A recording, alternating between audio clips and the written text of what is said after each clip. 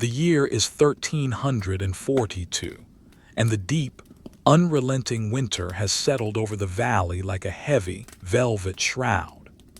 Outside the thick, limestone walls of the scriptorium, the world is a monochromatic expanse of white and shadow.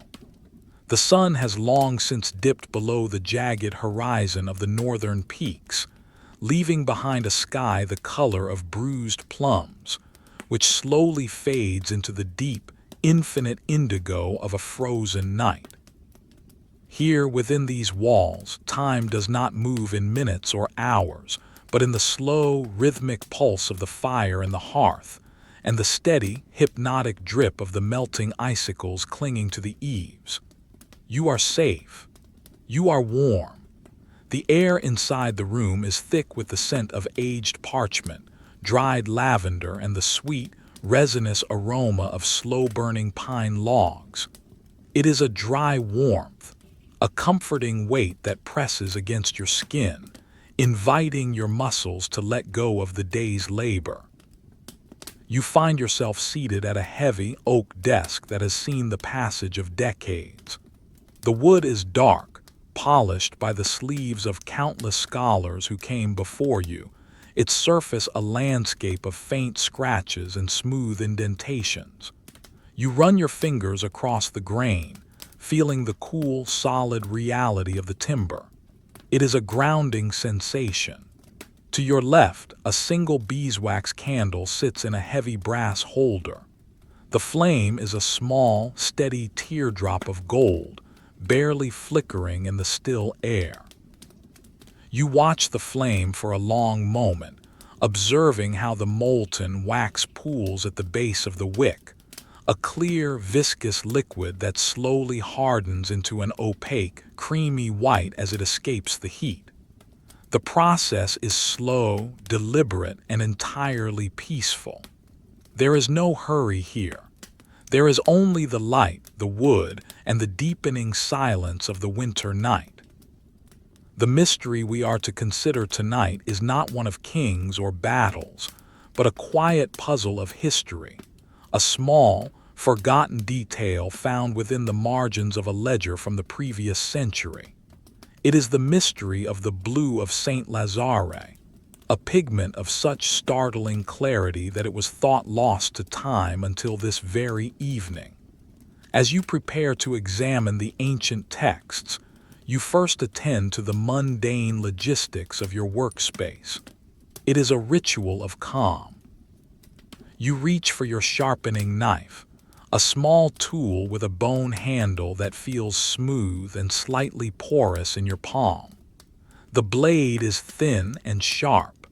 You pick up a fresh goose quill, feeling the lightness of the feather, the way the barbs zip together when you smooth them between your thumb and forefinger. With slow, methodical movements, you begin to shave the tip of the quill. The sound is a minute, crisp scritch, a tiny shave of keratin falling onto the dark wood of the desk. You repeat the motion, rotating the quill slightly, focusing entirely on the angle of the cut. Scritch, scritch. It is a monotonous, repetitive task, one that requires your full attention but none of your worry. The shavings are like small, translucent curls of winter frost. Once the tip is shaped to a perfect, slanted point, you test it against the pad of your thumb. It is firm, ready to hold the ink. You set the knife down with a soft clink against the brass tray. To your right lies the ledger, a massive volume bound in thick, weathered calfskin. The leather is cool to the touch and smells of earth and old oil. You place your hands on the cover, feeling the weight of the history contained within. When you lift the cover, the spine gives a low, rhythmic groan, a sound of stretching fibers and settling dust. The pages are made of heavy vellum, each one a pale, cream-colored sheet with a texture that is both smooth and slightly toothy. As you turn the first few pages, The sound is like a soft breeze moving through dry leaves, a gentle, papery rustle that fills the quiet room. You find the entry you are looking for. It is a list of supplies brought to the monastery in the winter of 1284. Your eyes trace the faded iron gall ink, which has turned a soft, chocolate brown over the years. The handwriting is precise, a series of vertical strokes and elegant loops that tell a story of patient labor. You are looking for a specific notation regarding a shipment of lapis lazuli that never arrived at its destination, or so history claimed. But as you look closer, moving the candle nearer to the page, you see the subtle clues that others have missed. Between the lines of the inventory, there are tiny, prick-mark annotations. These were not made with ink but with a dry stylus, leaving only a ghost of an impression on the vellum. To see them, you must tilt your head, allowing the candlelight to cast long shadows across the texture of the page. You follow the marks. They describe a storage chest, hidden not in the treasury, but in the low cellars beneath the herbarium, a place where the temperature remains constant, and the dampness of the earth is kept at bay by thick layers of straw and wool. You imagine the cellar. It is a place of absolute stillness. You can almost feel the coolness of the air there, the scent of damp stone and dried thyme. In your mind's eye, you walk down the stone stairs, your boots making a soft, muffled sound against the rushes. The air grows heavier, more silent. You reach the corner described in the ledger behind the racks of drying sage. There, beneath a heavy wool blanket, sits a small wooden box. The wood is cedar, dark and aromatic. When you lift the lid, the hinges make no sound, for they have been kept oiled with rendered fat. Inside the box are small linen-wrapped bundles. Each one is tied with a simple hemp twine. You imagine untying the knots, the rough texture of the string, the way it resists slightly before giving way. Inside the linen is the treasure, small, unpolished stones of the deepest, most vibrant blue imaginable, lapis lazuli. This was the mystery. The lost pigment was never lost. It was merely set aside, protected from the chaos of a long-ago season, and forgotten as the scribes who knew of its location passed into memory. The discovery is not a moment of excitement, but a moment of profound, quiet satisfaction. It is the closing of a circle. You lean back in your chair, the heavy wool of your cloak settling around your shoulders like a warm embrace. The mystery is solved, not through drama, but through the slow, patient reading of a forgotten page. You turn your attention back to the fire. A log has shifted, sending a small cascade of glowing embers into the bed of ash. The sound is a soft, muffled thump, followed by a delicate crackle like the breaking of thin ice on a puddle. The flames are lower now, a deep, pulsing crimson that casts long, dancing shadows against the stone walls. The shadows move slowly, swaying with a hypnotic rhythm that draws your gaze. You watch them, feeling the weight of your eyelids. The wind outside has died down to a faint, distant hum, a low-frequency vibration that seems to resonate within the very bones of the building. It is a lullaby of the elements. You think about the snow falling outside, each flake a tiny, silent crystal landing on the white blanket that covers the world. There are millions of them, falling one by one, piling up in soft, rounded drifts against the doors. The world is being tucked in, layer by layer, in a cold, white silence. You pick up a small piece of pumice stone from your desk. It is light and porous, used for smoothing out errors on the vellum. You rub it slowly between your palms, feeling the dry, abrasive texture. It is a rhythmic motion, back and forth, back and forth. The sound is a low, sandy whisper. Everything in this room has a sound, and every sound is soft, muted, and repetitive. The scratching of the quill, the rustle of the page, the pulse of the fire, the whisper of the stone. You look at the inkwell. It is made of heavy green glass, the surface of the ink inside a dark, still pool that reflects the candle flame as a single, tiny point of light. You dip a finger into the cool glass of the exterior, tracing the circular rim. It is smooth and cold.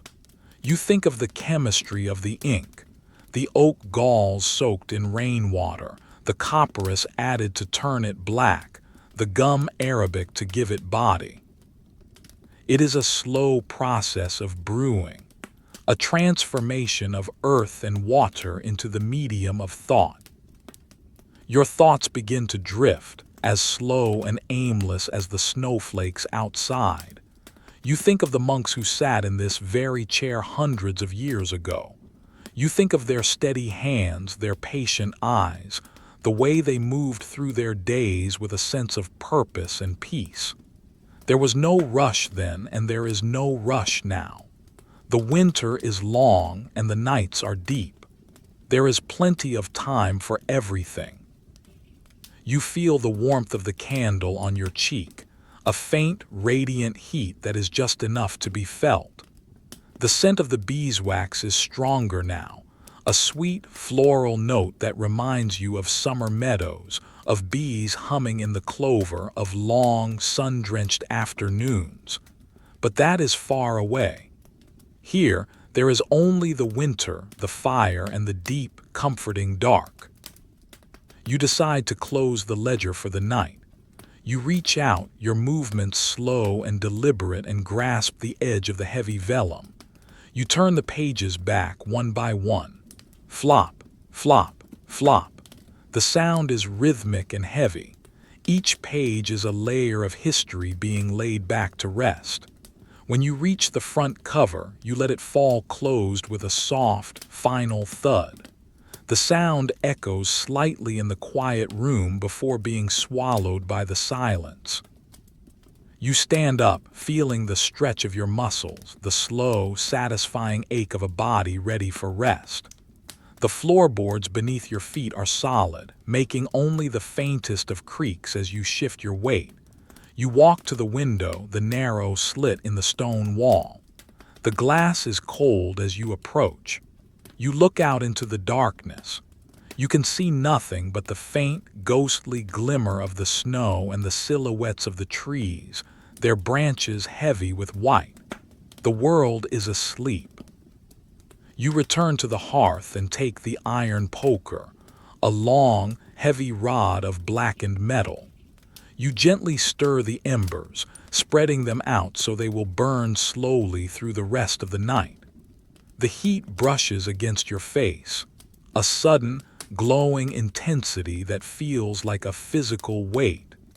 You watch the sparks rise up the chimney, tiny orange stars disappearing into the black. You return to your desk and prepare to extinguish the candle. You look at the flame one last time, the blue base, the golden center, the tiny wisp of white smoke.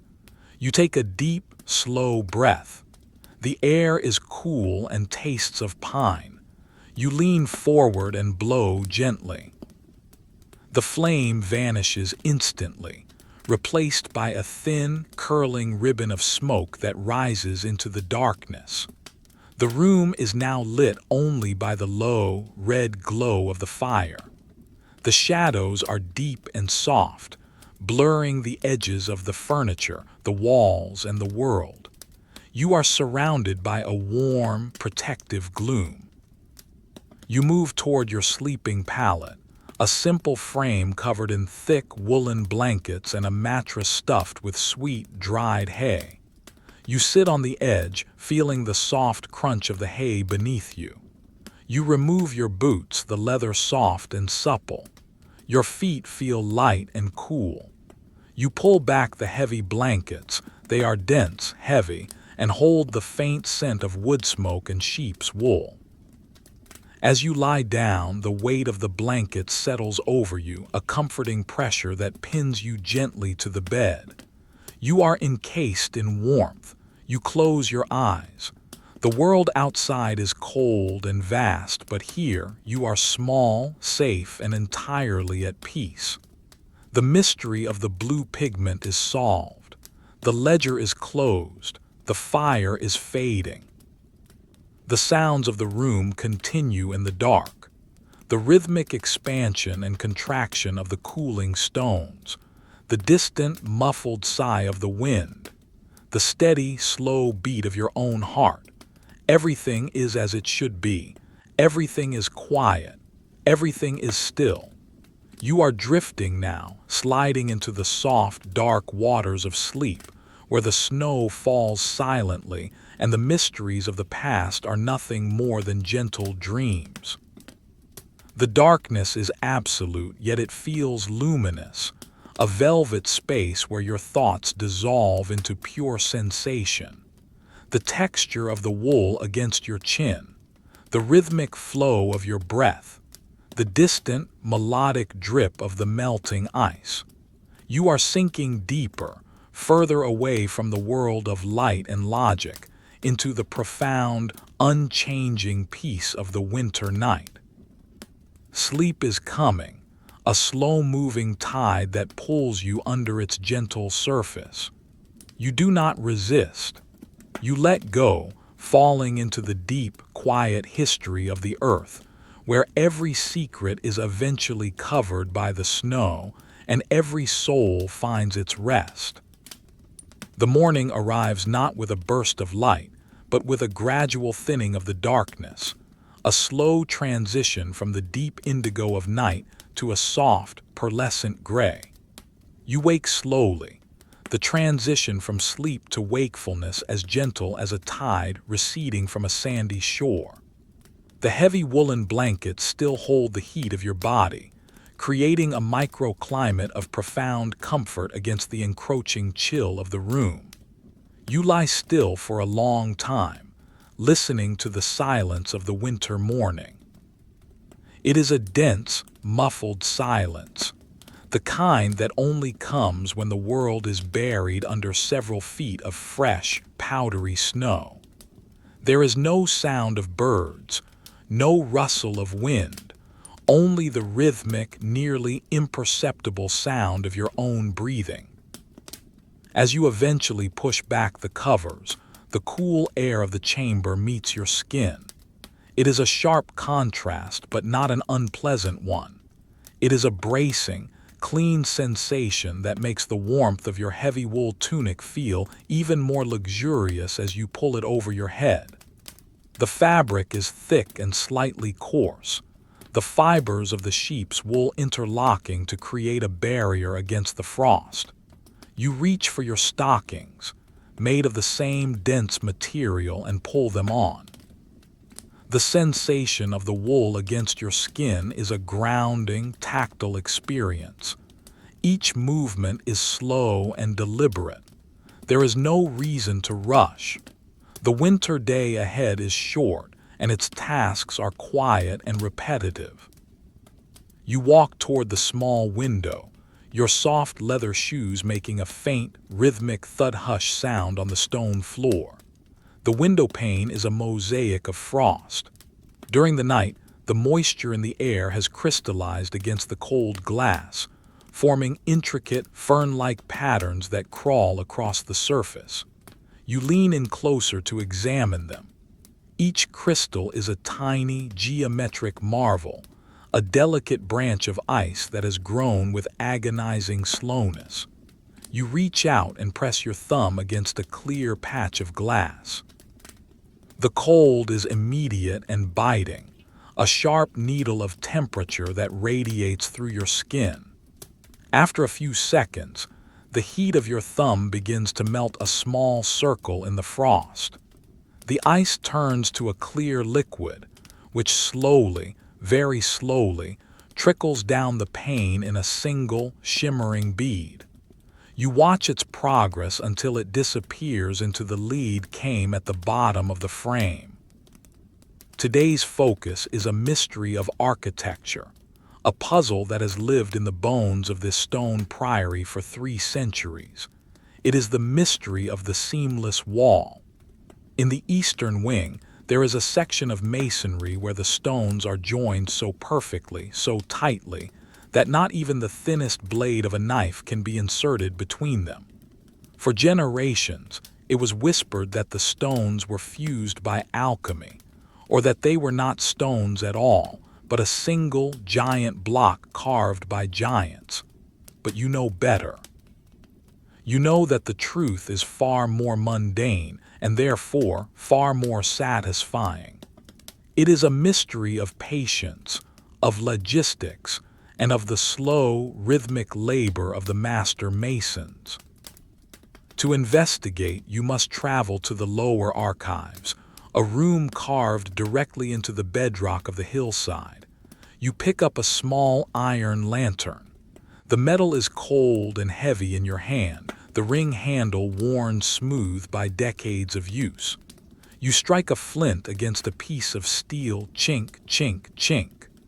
The sparks are small and bright, falling onto a bed of charred linen. A tiny glow appears, a pulse of orange in the gray light. You blow on it softly, a steady, controlled breath, until a small flame licks upward. You light the tallow candle inside the lantern and close the horn door. The light is now a soft, amber glow, contained and safe. You exit your chamber and enter the long corridor of the cloisters. The air here is significantly colder, a vast reservoir of chilled stillness. The stone walls are a pale, mottled gray, damp with the breath of the earth. As you walk, the light from your lantern dances along the surface of the stones, revealing the tiny tool marks left by the original builders. The rhythmic tap-tap-tap of the chisel recorded in the very substance of the wall. You follow the corridor, your footsteps echoing with a low, hollow sound that seems to vibrate in the floor beneath you. You reach the heavy oak door that leads to the archives. The iron key is large and cold, its surface pitted with age. You insert it into the lock, and with a slow, firm turn, the mechanism gives a deep, metallic clack. The door swings open on hinges that have been well maintained with mutton fat, moving with a heavy, silent grace. The air inside the archive is different. It is still and dry, smelling of dust, old vellum, and the faint, sweet scent of drying apples stored in the adjacent cellar. You set your lantern on a low stone plinth and begin to search the shelves. The records here are kept in cylindrical lead canisters to protect them from the damp. You select one marked with the seal of the master mason from the year 1190. The lid comes off with a soft, scraping sound. Inside is a roll of thick, yellowed parchment. You carry it to a slanted reading desk and unroll it slowly. The parchment is stiff and stubborn, wanting to curl back into its original shape. You place 2 smooth river stones on the corners to hold it flat. The sound of the stones meeting the parchment is a soft, muffled clunk. The document is a ledger of supplies for the construction of the eastern wing. Your eyes move slowly down the columns of text, written in a cramped, utilitarian script. You are looking for the composition of the mortar. Most walls of this era used a simple mix of lime and sand, which remains visible as a grainy, gray substance between the blocks. But for the seamless wall, the ledger reveals a different process, a process of extreme monotony and logistical precision. The entry describes the slaking of the lime. To create a mortar that would disappear, the masons did not simply mix it and use it. Instead, they took the finest limestone, burnt it in a kiln for 3 days and 3 nights, and then submerged it in deep wooden pits filled with clean well water. And then they waited. They did not wait for days or weeks. The ledger notes that the lime for the eastern wing was left to mature in the pits for 7 full years. You lean back, imagining the scene. For 7 winters, the lime sat beneath the earth, slowly turning from a caustic rock into a smooth, buttery paste. Every few months, a worker would have to stir the pits. You imagine the sound of the long wooden paddle moving through the thick, white slurry, a slow, sucking sound, heavy and rhythmic. Shloop, shloop, shloop. The texture of the lime would have become finer and finer with each passing season, until it was as smooth as heavy cream, free of any grit or impurity.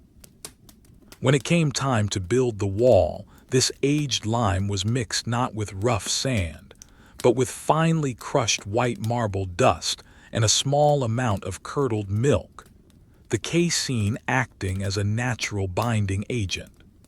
The resulting mortar was not a filler, but a structural adhesive that, when applied in a layer no thicker than a hair, would chemically bond with the limestone blocks, eventually turning back into stone itself. This was the mystery. No giants, no alchemy. Just the incredible, boring patience of men who were willing to wait 7 years for a bucket of lime to reach the correct consistency. You trace the diagram of the wall in the ledger, the lines drawn with a steady, unhurried hand.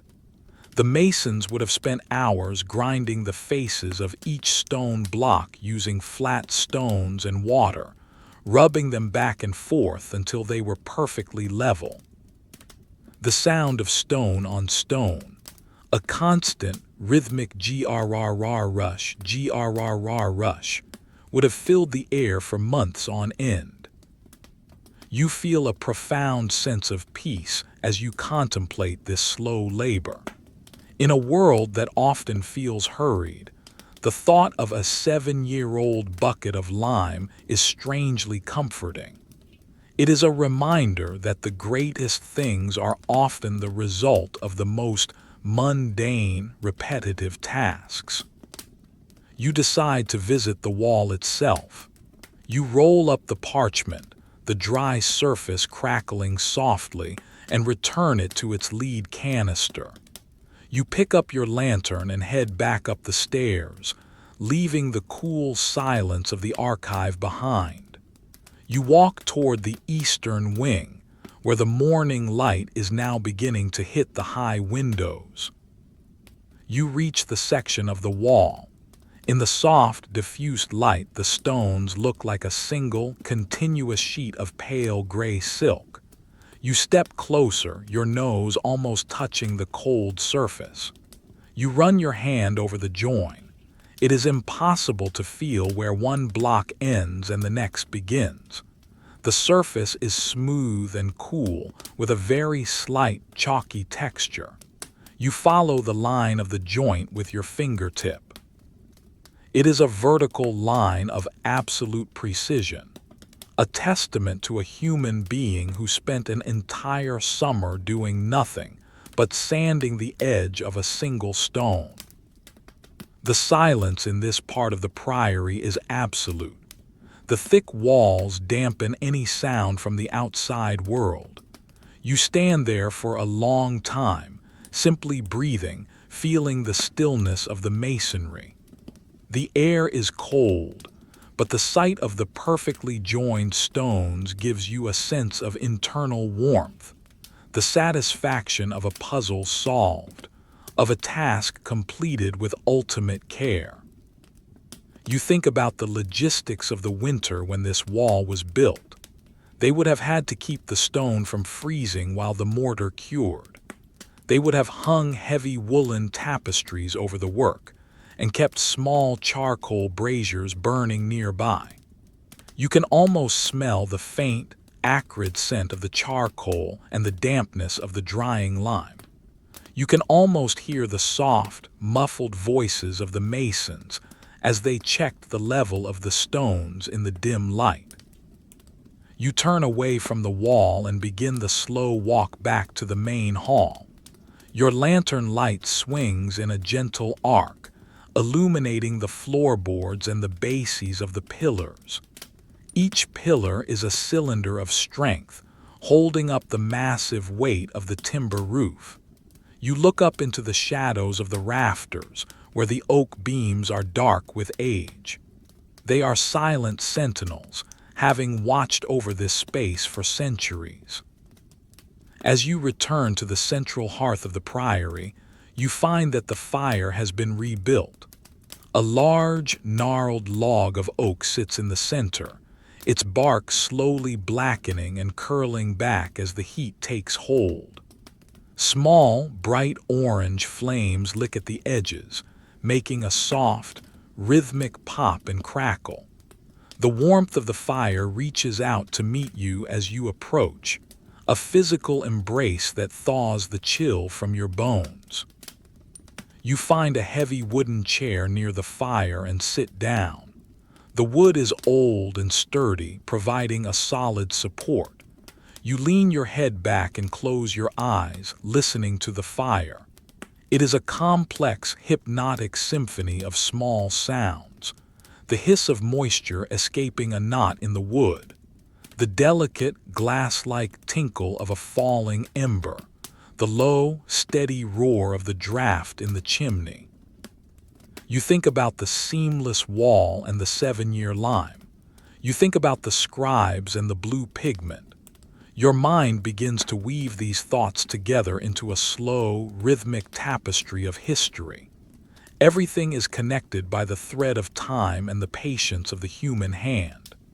The winter outside continues its silent work, laying down layer upon layer of snow. But here, inside, the world is stable, warm, and understood. You feel your breathing slow down, matching the rhythm of the flickering fire. The weight of your limbs increases, a pleasant heaviness that grounds you in the chair. The scent of the wood smoke is a comforting, ancient perfume. You are surrounded by the strength of the stone and the warmth of the fire. The mysteries of the past are not frightening or chaotic.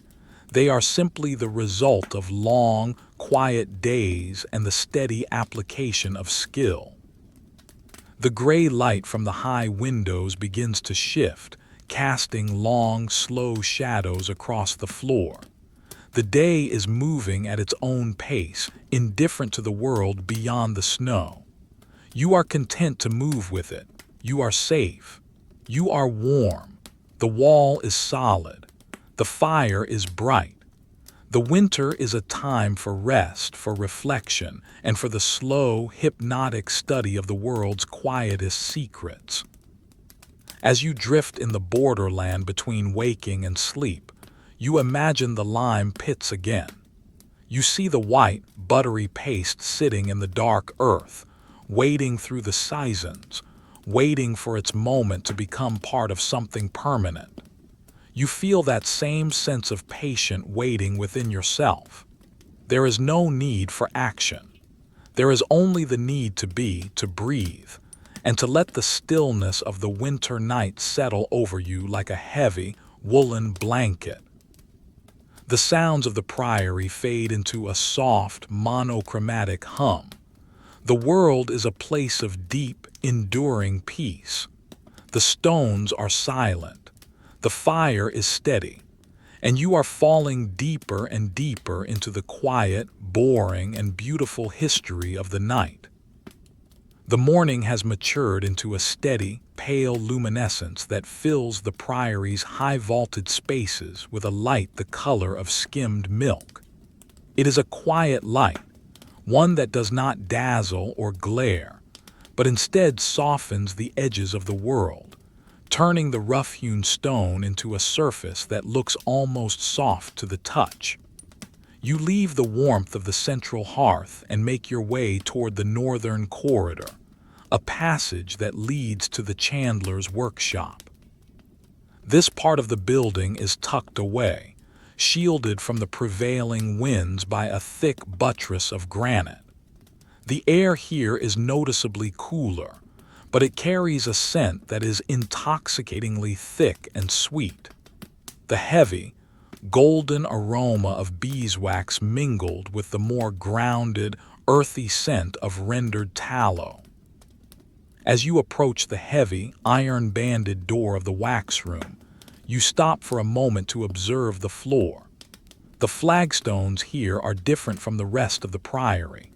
They have been coated over the centuries by a thin, invisible layer of spilled wax, polished by thousands of passing feet until they are as smooth as a frozen pond. You slide your foot across the surface, feeling the lack of friction, the way the leather of your shoe glides effortlessly over the stone. It is a satisfying, rhythmic sensation. You do it again, a slow, deliberate slide, hush, a sound that is barely a whisper in the echoing hallway. The mystery you intend to explore today is one that once baffled the bishops of the 14th century. The mystery of the eternal flame of St. Cuthbert's altar. It was said that during the Great Frost of 1311, the candles on that specific altar burned for 72 hours without being replaced, their flames steady and unwavering even when the drafts through the nave were strong enough to extinguish a handheld torch. For centuries, it was recorded in the hagiographies as a minor miracle, a sign of divine favor during a time of bitter hardship. But you, with your interest in the logistics of the mundane, have always suspected a more tactile explanation, a secret of the chandler's craft that was lost when the guild secrets were dispersed. You push open the door to the workshop. The hinges here do not groan. They are perfectly lubricated by the very atmosphere of the room. The air inside is still and heavy, a reservoir of calm.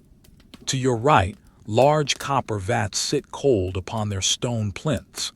In the center of the room stands the dipping rack, a large, circular wooden frame suspended from the ceiling by a thick hemp rope. From this frame hang hundreds of thin linen wicks, weighted at the bottom with small lead pellets to keep them straight. They look like a forest of pale, frozen rain. You walk over to the largest vat. It is filled with solid wax, a pale, creamy yellow that looks like a disk of captured sunlight. You run your hand over the surface. It is cool, slightly tacky, and incredibly smooth. You can see the faint indentations where the wax has pulled away from the copper sides as it cooled and contracted. This contraction is a slow process, a microscopic movement that takes hours to complete. You find a small wooden paddle leaning against the wall. The wood is saturated with wax, making it heavy and dark. You tap the edge of the copper vat, ting, a clear, high note that vibrates through the still air and then slowly decays into silence. To solve the mystery of the 72-hour candle, you must look at the ledger of the master chandler from that era. You find it on a high shelf, protected by a cover of thick, oiled linen. The fabric is stiff and makes a dry, rhythmic crackle as you unfold it. The book beneath is small and functional, bound in pigskin that has darkened to the color of toasted grain. You open it to the winter entries of 1311. Your eyes trace the columns of expenditures. There, tucked between the purchase of hemp for wicks and the cost of firewood for the kilns, is an unusual entry. 5 barrels of sea brine, and 4 sacks of pounded bone ash. You sit on a low stool, the wood creaking softly under your weight, and begin to reconstruct the process in your mind. The mystery was not in the wax itself, but in the preparation of the wick. Most candles of the time used simple braided flax or hemp, which burned quickly and often sputtered. But the master chandler of St. Cuthbert's had discovered a logistical masterpiece. By soaking the linen wicks in a concentrated solution of sea salt and bone ash for 3 weeks, he was creating a chemical retardant. You imagine the wicks sitting in the brine, the salty water slowly saturating every fiber of the linen. You can almost hear the faint, rhythmic drip drip drip of the water as the wicks were hung to dry in the cold winter air. Once dry, the salt crystals would be embedded deep within the fibers, causing the wick to burn at a significantly lower temperature and at a much slower rate. But there was a second part to the secret. You turn the page and find a note about double dipping with the marrow fat. The candles weren't made of pure beeswax, which was expensive and burned relatively quickly, nor were they made of pure tallow, which was cheap but smoky and prone to melting too fast. Instead, the chandler had developed a core of hard, rendered beef marrow, which was then cloaked in 7 layers of high-grade beeswax. The process would have been incredibly monotonous. You imagine the chandler standing here in this very room, moving with the slow, hypnotic rhythm of the dipping rack. He would lower the frame into the vat of molten marrow fat. SSS hush. The sound of the wicks entering the liquid. He would hold it there for a count of 10, then slowly, steadily pull it back up. The liquid fat would cling to the wicks, beginning to opaque as it met the cool air. He would then have to wait. He would wait for the fat to harden completely, perhaps for an hour, perhaps more. During that hour, he might have sat exactly where you are sitting, watching the frost grow on the window. He might have listened to the distant sound of the monks chanting in the chapel, the low, Gregorian drones forming a backdrop to his silent work. Then, once the core was set, he would move the rack to the vat of molten beeswax. The wax would be kept at a very specific temperature, just warm enough to be liquid, but not so hot that it would melt the marrow fat core. Another dip, SSS hush, another slow rise. The golden wax would coat the white core, creating a beautiful translucent layer. He would repeat this 7 times, 7 dips, 7 hours of waiting, 7 cycles of cooling. It was a task of extreme patience, a logistical marathon that required a total lack of haste. The result was a candle that was structurally reinforced, chemically slowed, and insulated by layers of different densities. It wasn't a miracle.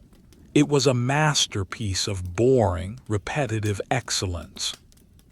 You lean back against the stone wall, feeling the cold seep through your tunic. The contrast between the cold wall and the warm thoughts of the burning candles is deeply relaxing. You look at the dipping rack above you. It is still now, but you can see the ghost of the movement in your mind. The slow up and down, the rhythmic pulse of the labor. It is a form of meditation, a way of existing in the world where the only thing that matters is the thickness of a layer of wax.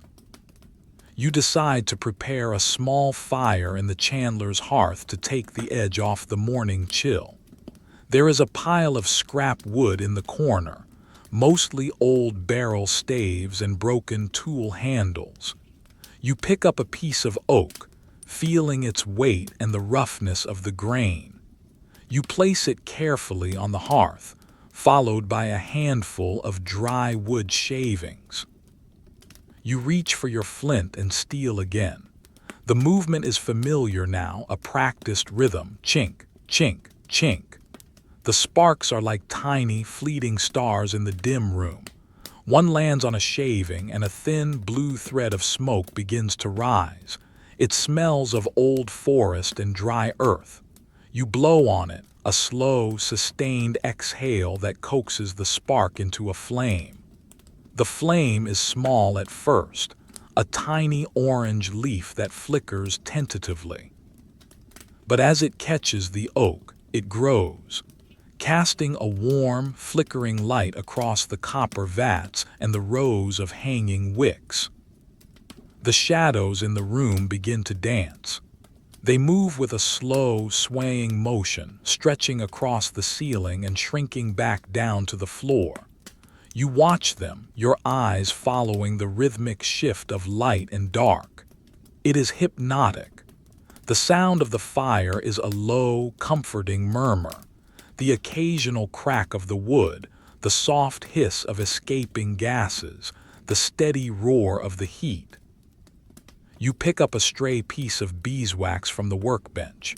It is a small, irregular lump the size of a plum. You hold it near the fire, not close enough to melt it, but close enough to soften it. As it warms, the scent of honey becomes more intense, a sweet, heavy cloud that fills your senses. You begin to knead the wax between your fingers. It is firm at first, resisting your pressure, but slowly it begins to yield. It becomes pliable, warm, and incredibly smooth. You roll the wax into a ball, then flatten it into a disc, then roll it back into a ball. Back and forth. The motion is mindless and soothing. The texture of the wax against your skin is a perfect sensory trigger, soft, warm, and slightly oily. You focus entirely on the sensation, the way the wax conforms to the shape of your thumb, the way it holds the heat of your hand. The mystery of the eternal flame is no longer a mystery. It is a tangible reality, a product of salt, marrow, and wax. Knowing the solution doesn't make the story less beautiful. It makes it more grounded, more human.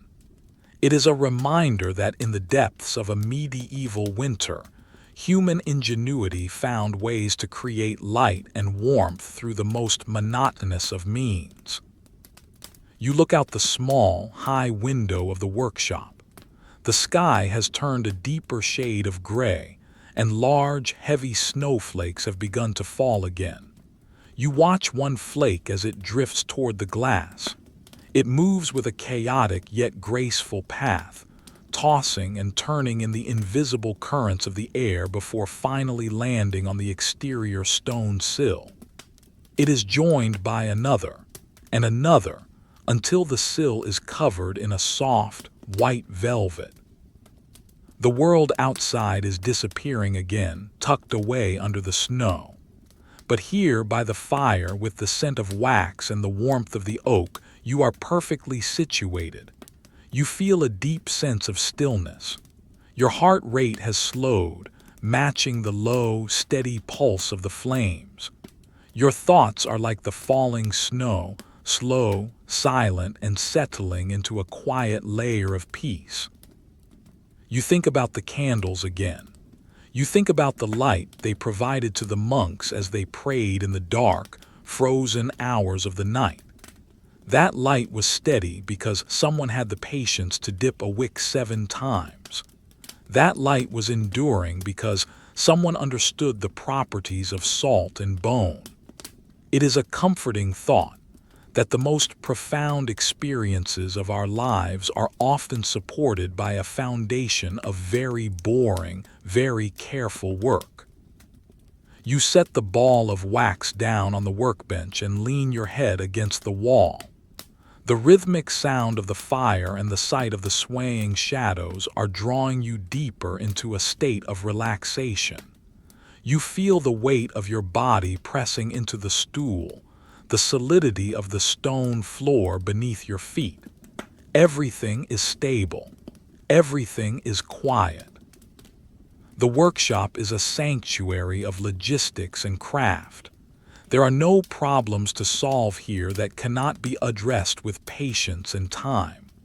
You are part of that cycle now, a witness to the slow, enduring history of the winter.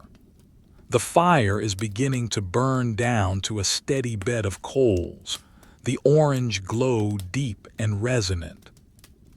You close your eyes, letting the darkness of the room merge with the darkness behind your eyelids. The scent of honey and wood smoke lingers in the air, a final, comforting note. You are drifting, your mind floating on the slow, rhythmic currents of the afternoon. The mystery is solved. The work is done. The winter night is coming, and you are ready for the rest it brings. The sounds of the room, the fading crackle of the wood, the distant sigh of the wind, the silence of the wax, blend into a single monochromatic hum that pulls you toward sleep. You are safe. You are warm. You are bored in the most beautiful, peaceful way possible. The 72-hour candle is burning in your mind, a steady, unwavering light that guides you into the deep, quiet dark of a perfect rest. The afternoon light has begun to deepen into a rich, honeyed amber, casting long, rectangular pools of gold across the floor of the northern cloisters. The air here is exceptionally still, held in place by the massive weight of the stone walls. As you walk, the temperature begins to shift. It is a subtle change, a gradual softening of the biting winter chill that has defined the rest of the day. You are heading toward the old infirmary, a wing of the priory that has long been the subject of a gentle, domestic mystery, known among the brothers as the mystery of the living stones. In the furthest corner of the infirmary, there is a small chamber used for the recovery of the most frail. Even in the dead of winter, when the ink freezes in the wells of the scriptorium, and the water in the basins turns to solid ice overnight, this room remains inexplicably, consistently warm. There is no visible hearth within its walls, no smoking chimney, and no brazier of glowing coals. The local villagers once spoke of earth spirits, or holy breath trapped within the masonry, but you suspect a far more grounded architectural truth. You reach the heavy door of the chamber. It is made of thick planks of seasoned larch, reinforced with iron straps that have been hammered into the shape of stylized vines. You place your hand on the wood. It is not cold. In fact, it feels remarkably neutral, almost as if it has been basking in a faint, distant sun. You push the door open. It moves with a slow, dignified resistance, the weight of the timber requiring a steady, even pressure from your shoulder. Inside, the room is bathed in the soft, diffused glow of the setting sun. The floor is composed of large, square terracotta tiles, their color a deep, earthy red. You step onto the tiles and immediately feel the sensation through the thin soles of your leather shoes. It is not a heat, but a pervasive, comforting presence. It is the feeling of life returning to your toes, a slow thawing that starts at the soles of your feet and begins to move upward through your ankles. To solve the mystery of the living stones, you must perform the mundane task of the winter clearing. Every few years, when the frost is at its deepest, the floor must be inspected for cracks in the grout. You kneel down on the tiles. The warmth is even more apparent now, radiating through the heavy wool of your trousers and into your knees. It is a steady, rhythmic pulse of heat, as reliable as a heartbeat. You take a small, soft-bristled brush from your belt. The bristles are made of fine badger hair, soft and pliable. You begin to sweep the dust from the joints between the tiles. The sound is a delicate, rhythmic swish-hush, swish-hush. You focus on a single line of grout, moving the brush back and forth with agonizing slowness. You watch the tiny particles of dust, microscopic flakes of stone and dried reed, as they are disturbed by the bristles and then settle back down in a new configuration. It is a task that requires no thought, only the steady, repetitive motion of your hand. As you clear the dust, you notice the pattern of the tiles. They are not laid in a simple grid, but in a series of interlocking circles that spiral toward the center of the room. You follow the line of one spiral with your finger. The surface of the terracotta is slightly textured, with tiny ridges and valleys that were formed when the clay was pressed into the mold centuries ago. You can feel the ghost of the potter's thumb in the center of one tile, a small, shallow indentation that has been smoothed by the passage of time. In the center of the room, beneath a heavy oak table, you find what you are looking for, a single tile that sits slightly higher than the others. It has a small iron ring recessed into a circular groove. You grasp the ring. It is cool to the touch, providing a sharp contrast to the warmth of the tile. You pull upward using a slow, steady strength. The tile lifts with a heavy, grinding sound, the sound of stone rasping against stone. Scree-ah. It is a low-frequency vibration that you feel in your teeth. Beneath the tile lies the secret of the living stones. It is a vertical shaft, lined with smooth, soot-stained bricks. As you lean over the opening, a waft of air hits your face. It is not the smoky, acrid air of a fireplace, but a clean, dry, and intensely warm breeze. It smells of baked earth and very old, very dry wood. This is the breath of the earth. It is a repurposed Roman hypocaust, a system of underground flues that the medieval builders discovered and integrated into the priory's design. The mystery is solved through the understanding of hidden logistics. 2 floors below, in the great kitchen, a massive masonry stove burns day and night to provide heat for the cauldrons. The medieval architects, with their quiet, boring brilliance, had connected the exhaust flues of the kitchen stove to this ancient Roman network. The hot air, instead of escaping directly up a chimney, is forced through a series of brick channels beneath the infirmary floor, winding its way in a slow, hypnotic maze before finally exiting through a vent in the outer buttress. The logistics of this are fascinating in their monotony. For the system to work, the flues must be kept clear of soot, and the kitchen fire must be maintained at a specific, steady temperature. It requires the constant, rhythmic labor of the fire dogs, the young servants whose only job is to feed the stove 1 log at a time, every 20 minutes throughout the winter. You imagine them sitting in the dark of the kitchen, the glow of the embers reflecting in their eyes, listening for the internal chime of their own boredom to tell them it is time for the next log. You reach into the shaft with a long, wooden-handled scraper. You begin to clear a small accumulation of fine gray ash from the ledge. The sound is a dry, metallic scrape, scrape, scrape. It is a rhythmic, satisfying noise that echoes softly down the shaft. You work with a steady hand, focusing on the texture of the soot, the way it clings to the brick like a layer of velvet before being dislodged and falling into the darkness below. There is no rush.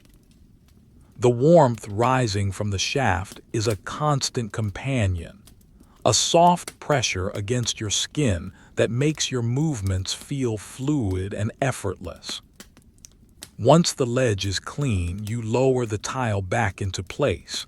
It settles with a muffled thud, the sound of weight finding its home.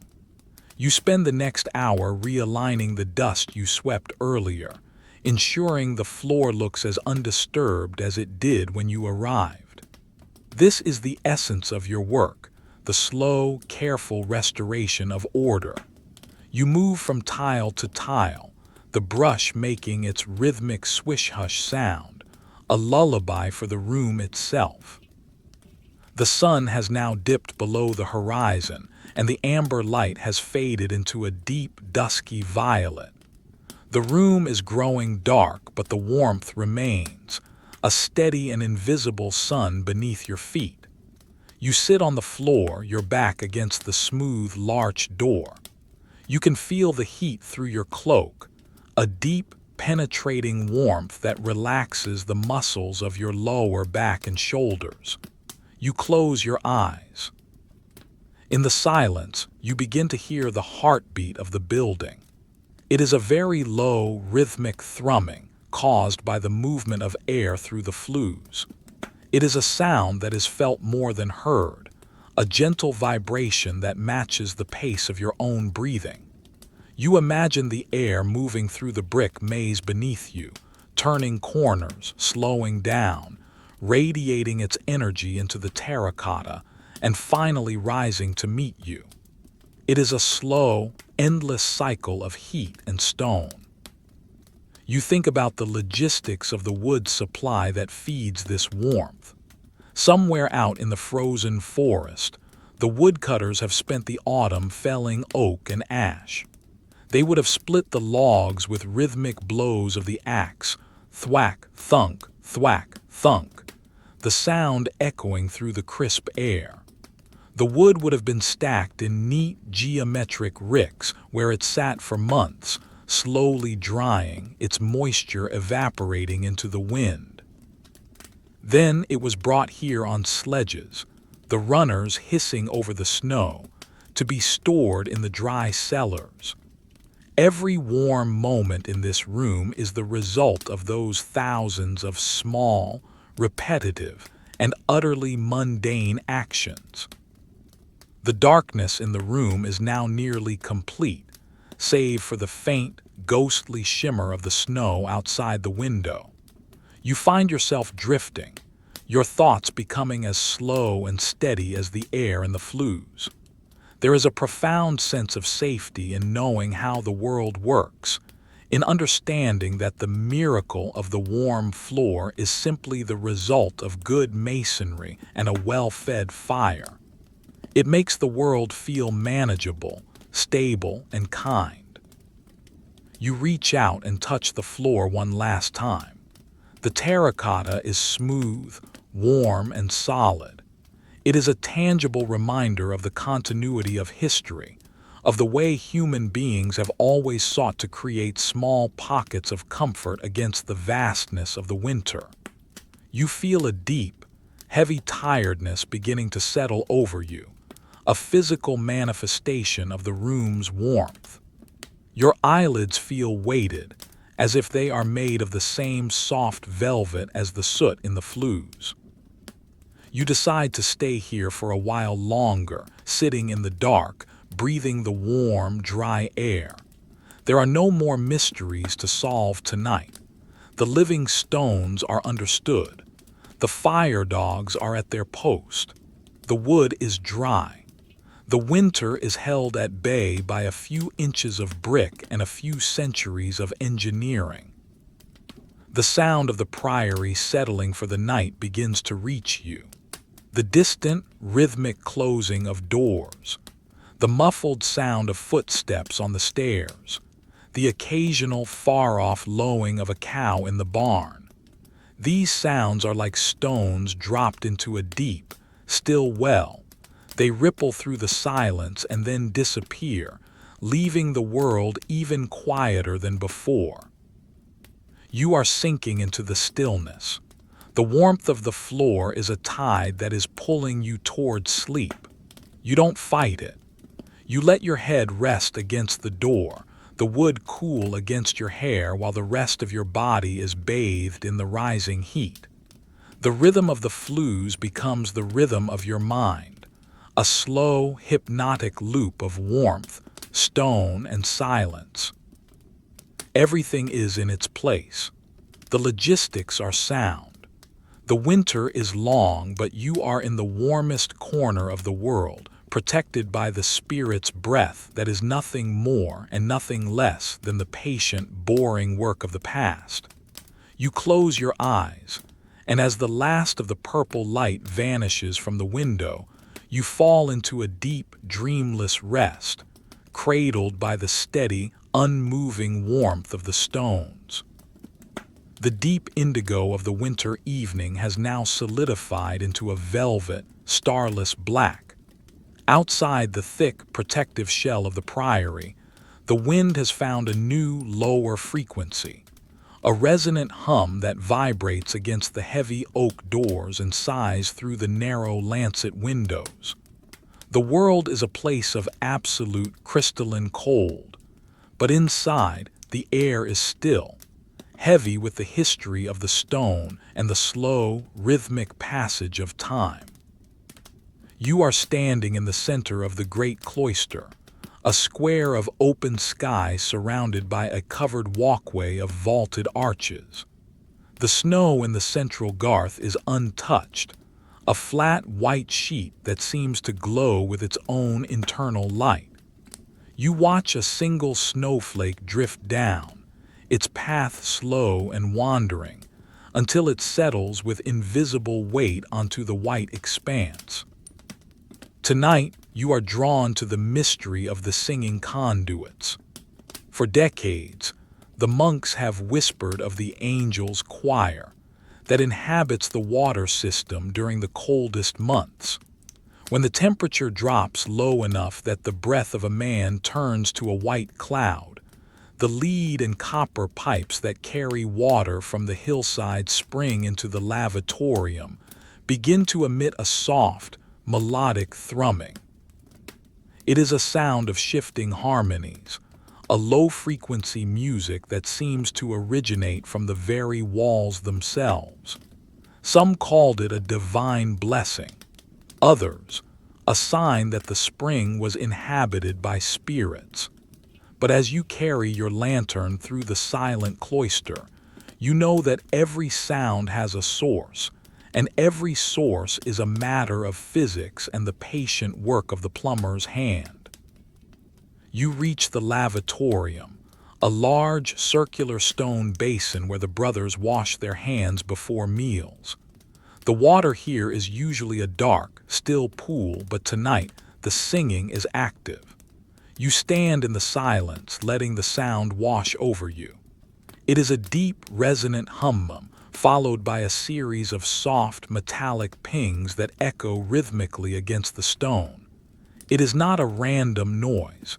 It has a pulse, a slow and steady beat that matches the rhythm of your own heart. You place your hand on the central lead pipe that feeds the fountain. The metal is bitingly cold, a sharp, electric chill that vibrates against your palm. You can feel the music as a physical sensation, a trembling of the molecules within the lead. To solve this mystery, you must descend into the conduit house, a small, subterranean vaulted room located just outside the northern wall. You walk toward the low iron-bound door, your footsteps making a crisp, rhythmic crunch on the thin layer of frost that has crept into the cloister. The air is so cold it feels thick, a heavy liquid that you must push through. You reach the door and pull the heavy iron handle. It is frozen stiff. You do not yank it, you do not rush. You lean your weight into it, a slow, steady pressure. You feel the ice within the lock begin to give way, a series of microscopic snaps and cracks as the metal moves. The door opens with a long, low groan, a sound that seems to stretch out for an eternity in the quiet night. The conduit house is a sanctuary of dampness and stone. The air here is warmer than the outside, buffered by the surrounding earth, and it smells of wet limestone, green moss, and the clean, metallic scent of moving water. Your lantern light catches the moisture on the walls, turning the stone into a surface of shimmering diamonds. In the center of the room, the main spring-fed pipe enters from the hillside. It is a massive thing, made of thick lead sheets that have been beaten into a cylinder and joined with a heavy, rounded seam of solder. You set your lantern on a dry ledge and begin your inspection. This is the work of hours. You take a small wooden mallet from your belt. The wood is boxwood, dense and smooth. You begin to tap the pipe starting from the point where it enters the room. Tink, tink, tink. The sound is high and clear. You move an inch to the right. Tink. Another inch. Tink. You are listening for a change in the resonance, a shift in the way the sound travels through the metal. It is a monotonous task, a repetitive ritual that requires you to clear your mind of all but the frequency of the lead. As you tap, you are performing the plumber's walk, a slow, rhythmic movement along the length of the conduit. You focus on the texture of the lead. It is soft and dull, with a slightly greasy feel. You can see the marks of the original craftsman, the small, rhythmic indentations left by the wooden paddles used to shape the metal. You think about the logistics of the lead mining, the way the ore was pulled from the dark earth, smelted into ingots, and then transported across the frozen landscape to be beaten into these very pipes. It is a lineage of labor, a chain of boring, necessary tasks that culminated in this quiet room. Halfway along the pipe, the sound changes. Thud. The clear tink is replaced by a muffled, heavy vibration. You have found the chamber of the song. Here, the pipe widens into a decorative lead bulb designed to regulate the pressure of the water as it descends the hill. You hold your lantern closer, the amber light illuminating the bulb. You see that it is encrusted with a thin, translucent layer of white mineral deposits, lime from the spring water. You begin the process of cleaning the exterior of the bulb to see its structure. You use a small, flat-edged scraper made of copper. The sound is a rhythmic sh-trit, sh-trit, sh-trit. It is a satisfying, dry sound like the scratching of a quill but deeper and more metallic. You work with a steady hand, removing the lime flake by flake. The white powder falls to the floor like a miniature snowstorm, landing in a soft, silent pile. You focus on the angle of the scraper, the pressure of your thumb, the way the light glints off the newly revealed lead. After an hour of rhythmic scraping, the mystery reveals itself. The bulb is not a simple hollow sphere. It contains a series of internal lead veins, designed to swirl the water and prevent it from freezing solid during the winter. But as the winter deepens and the water temperature drops to the brink of freezing, the water becomes more viscous. As it moves through the veins, it creates a Kármán vortex street, a series of swirling eddies that shed off the edges of the metal at a regular, rhythmic frequency. The angel's choir is nothing more than the vibration of these lead veins as the thickening water pushes past them. The sound is amplified by the hollow stone chamber of the conduit house and the long, resonating tubes of the pipes. It is a perfect, accidental instrument, played by the cold itself. The frequency changes as the water gets colder and thicker, shifting the harmony of the choir.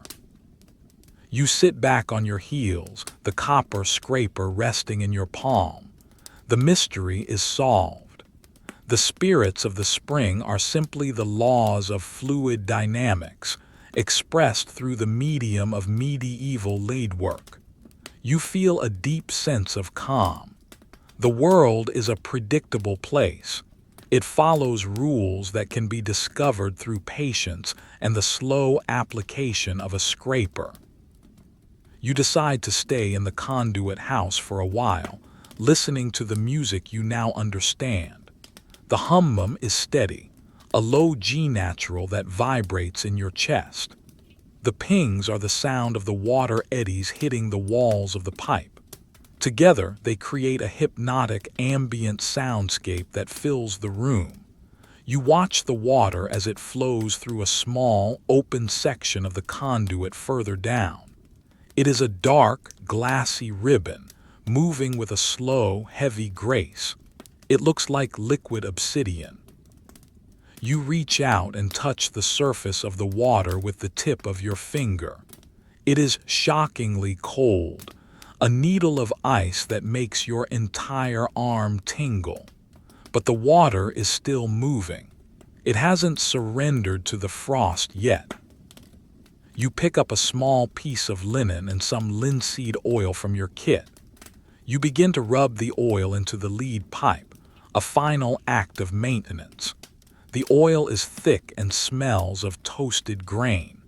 As you rub it in, the lead turns from a dull, chalky gray to a deep, lustrous charcoal.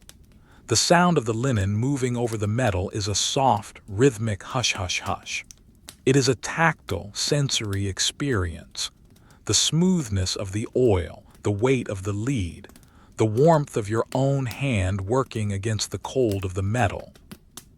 You move slowly, covering every inch of the bulb. The oil creates a protective barrier against the dampness of the room. You focus on the circular motion of your hand, a repetitive loop that becomes a form of meditation. Your breathing slows down to match the rhythm of your arm. Breathe in, hush, hush. Breathe out, hush, hush. The world outside the conduit house, the wind, the snow, the deep winter night, feels like a distant memory. Here in the subterranean dark, there is only the lead, the oil, and the song of the water. The light of your lantern is beginning to dim as the tallow candle burns low. The flame is a small, steady point of gold, casting long, wavering shadows against the stone vaults. You watch the shadows move, a slow dance of gray and black. You feel a profound sense of heaviness in your limbs, the kind of tiredness that comes from a task well concluded. The mystery is gone, replaced by knowledge, and the knowledge is as solid and comforting as the stone beneath you. You pack your tools back into your leather roll.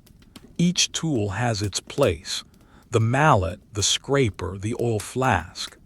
The sound of the tools clicking together is a final, rhythmic clink-clack that signals the end of the day's work.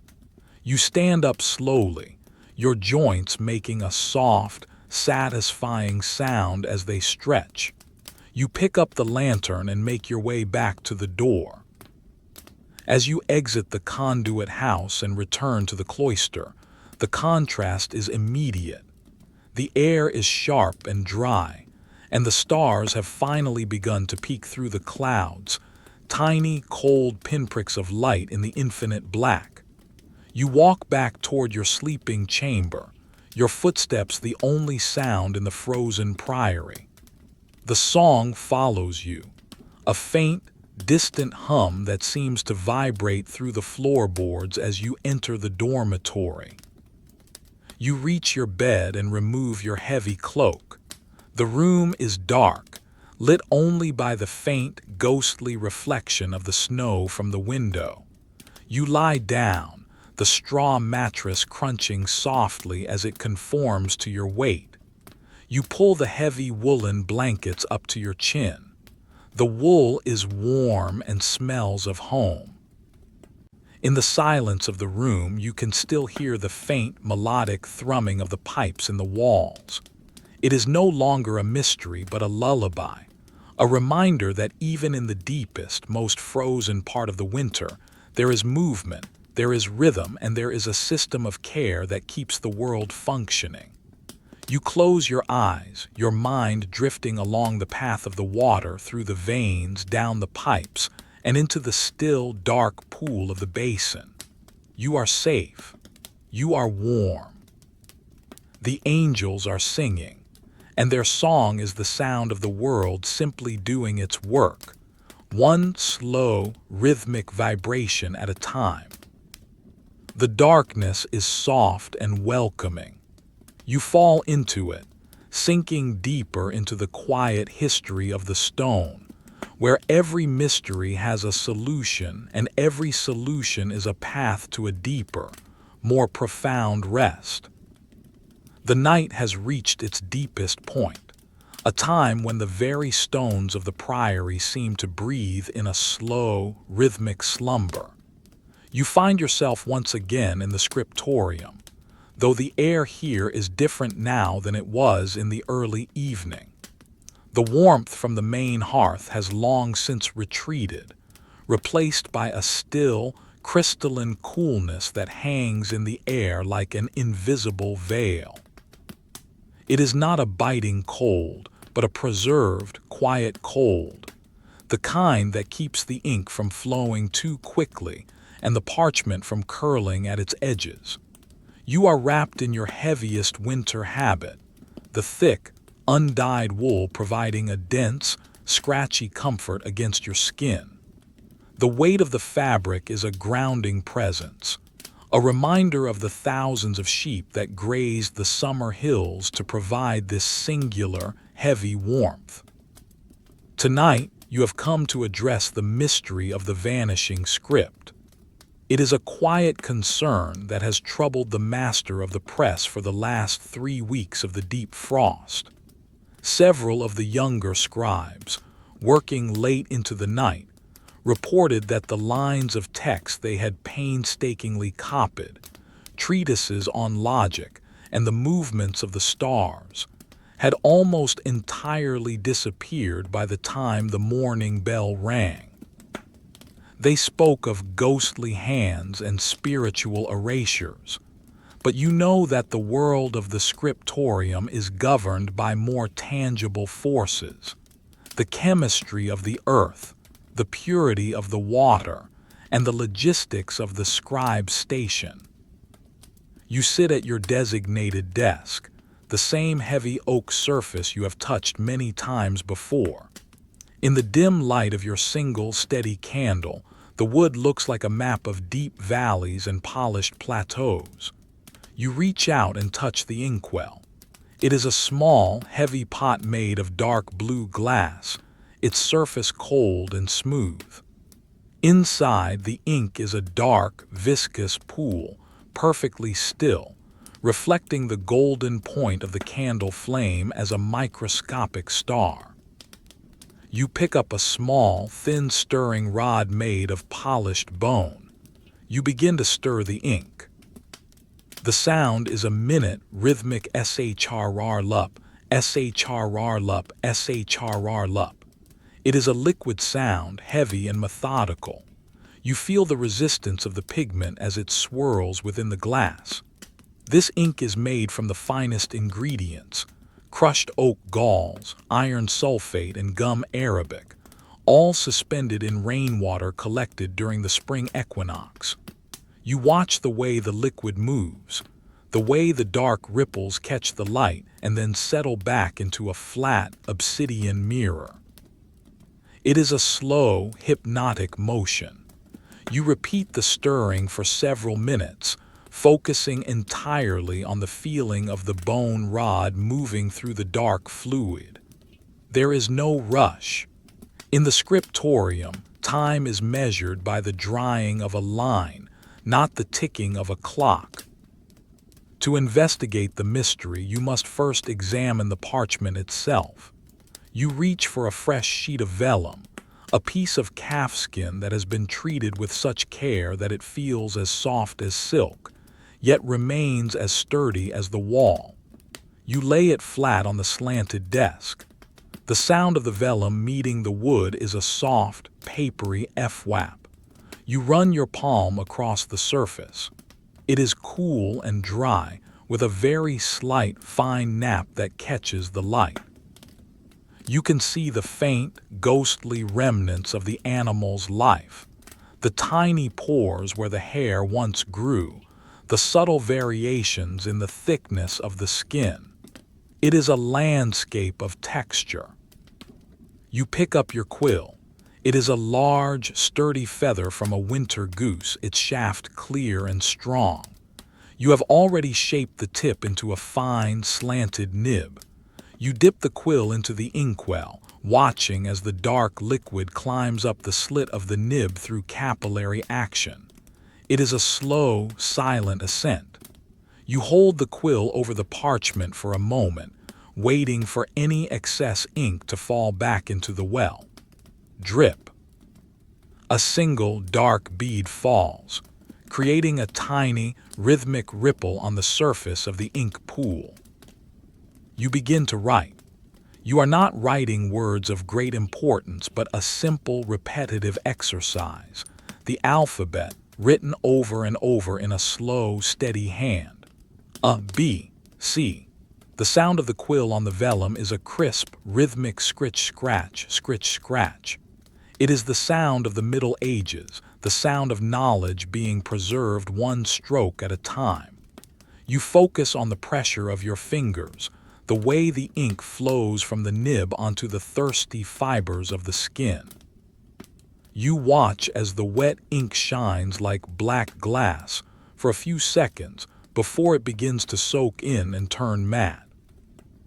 As you write, you begin to notice the logistics of the environment. You look at the window, where a thin layer of frost has formed on the interior of the glass. The temperature in the room is exactly at the point where the moisture in your breath becomes visible as a soft, white cloud.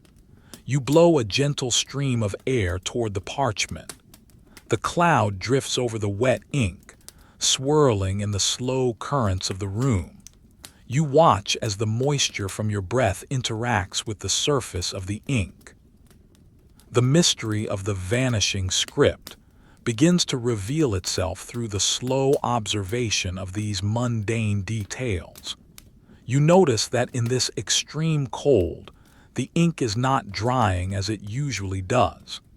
Instead of the water evaporating into the air and leaving the iron gall pigment bonded to the fibers, the water is freezing within the ink. It forms microscopic ice crystals that lift the pigment away from the surface of the vellum. When the room warms slightly in the morning, these crystals melt, and the pigment, never having formed a chemical bond, simply slides off the page or is absorbed too deeply into the pores, becoming a faint, illegible gray. It is a problem of logistics, specifically, the logistics of the ink's temperature. To solve it, the scribes must not only write, but they must also maintain a warm well. You look toward the small, secondary hearth in the corner of the scriptorium.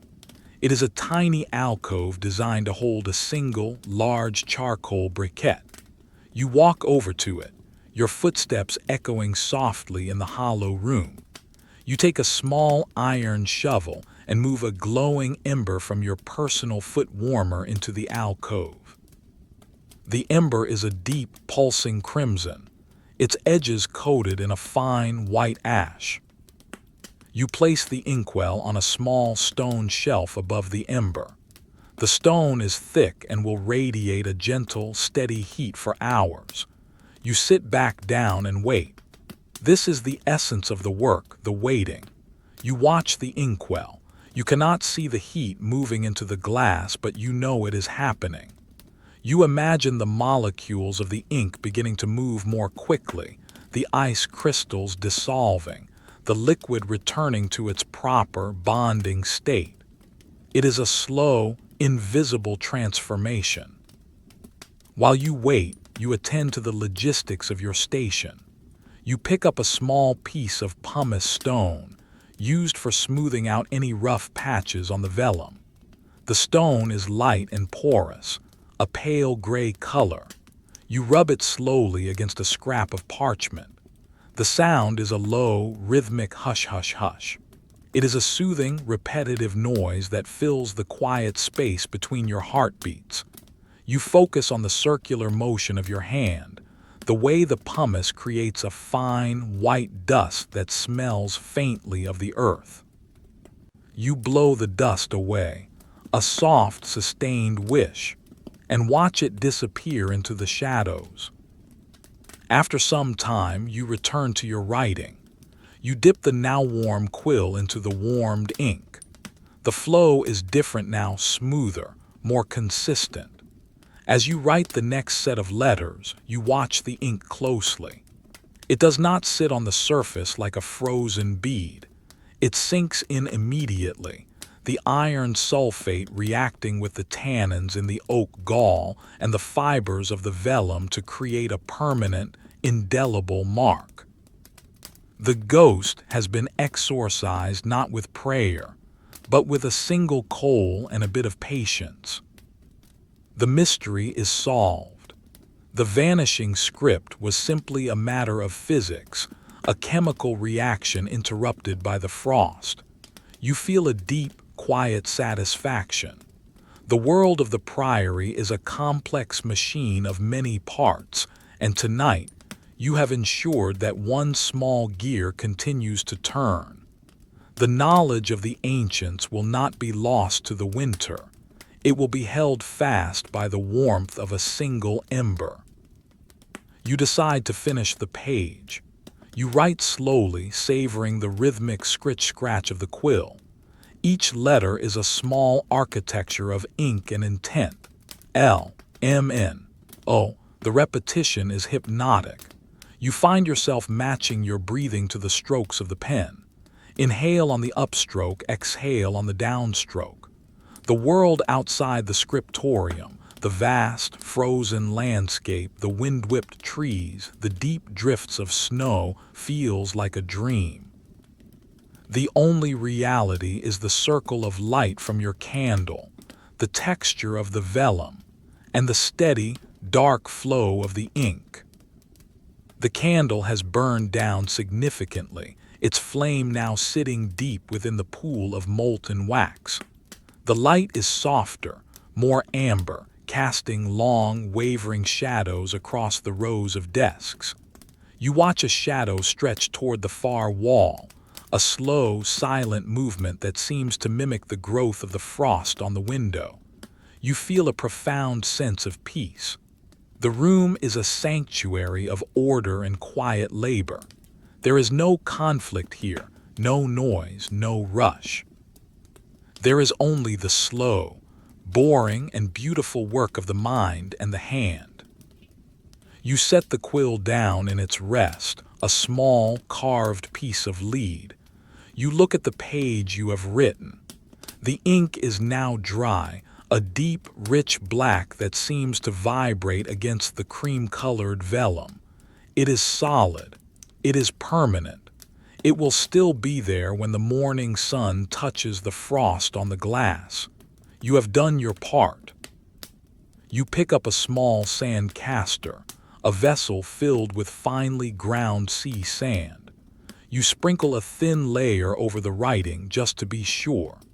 The sound is a delicate, rhythmic patter, patter, patter, like the sound of dry snow hitting a window pane. You let the sand sit for a moment, absorbing any microscopic traces of moisture. Then, You tilt the parchment and let the sand slide back into its container. The sound of the sand moving across the vellum is a soft, rushing whisper. You are ready to leave. You return the inkwell to its place, extinguish the small ember in the hearth with a puff of air, and stand up. Your body feels heavy and slow, your muscles relaxed from the hours of rhythmic work.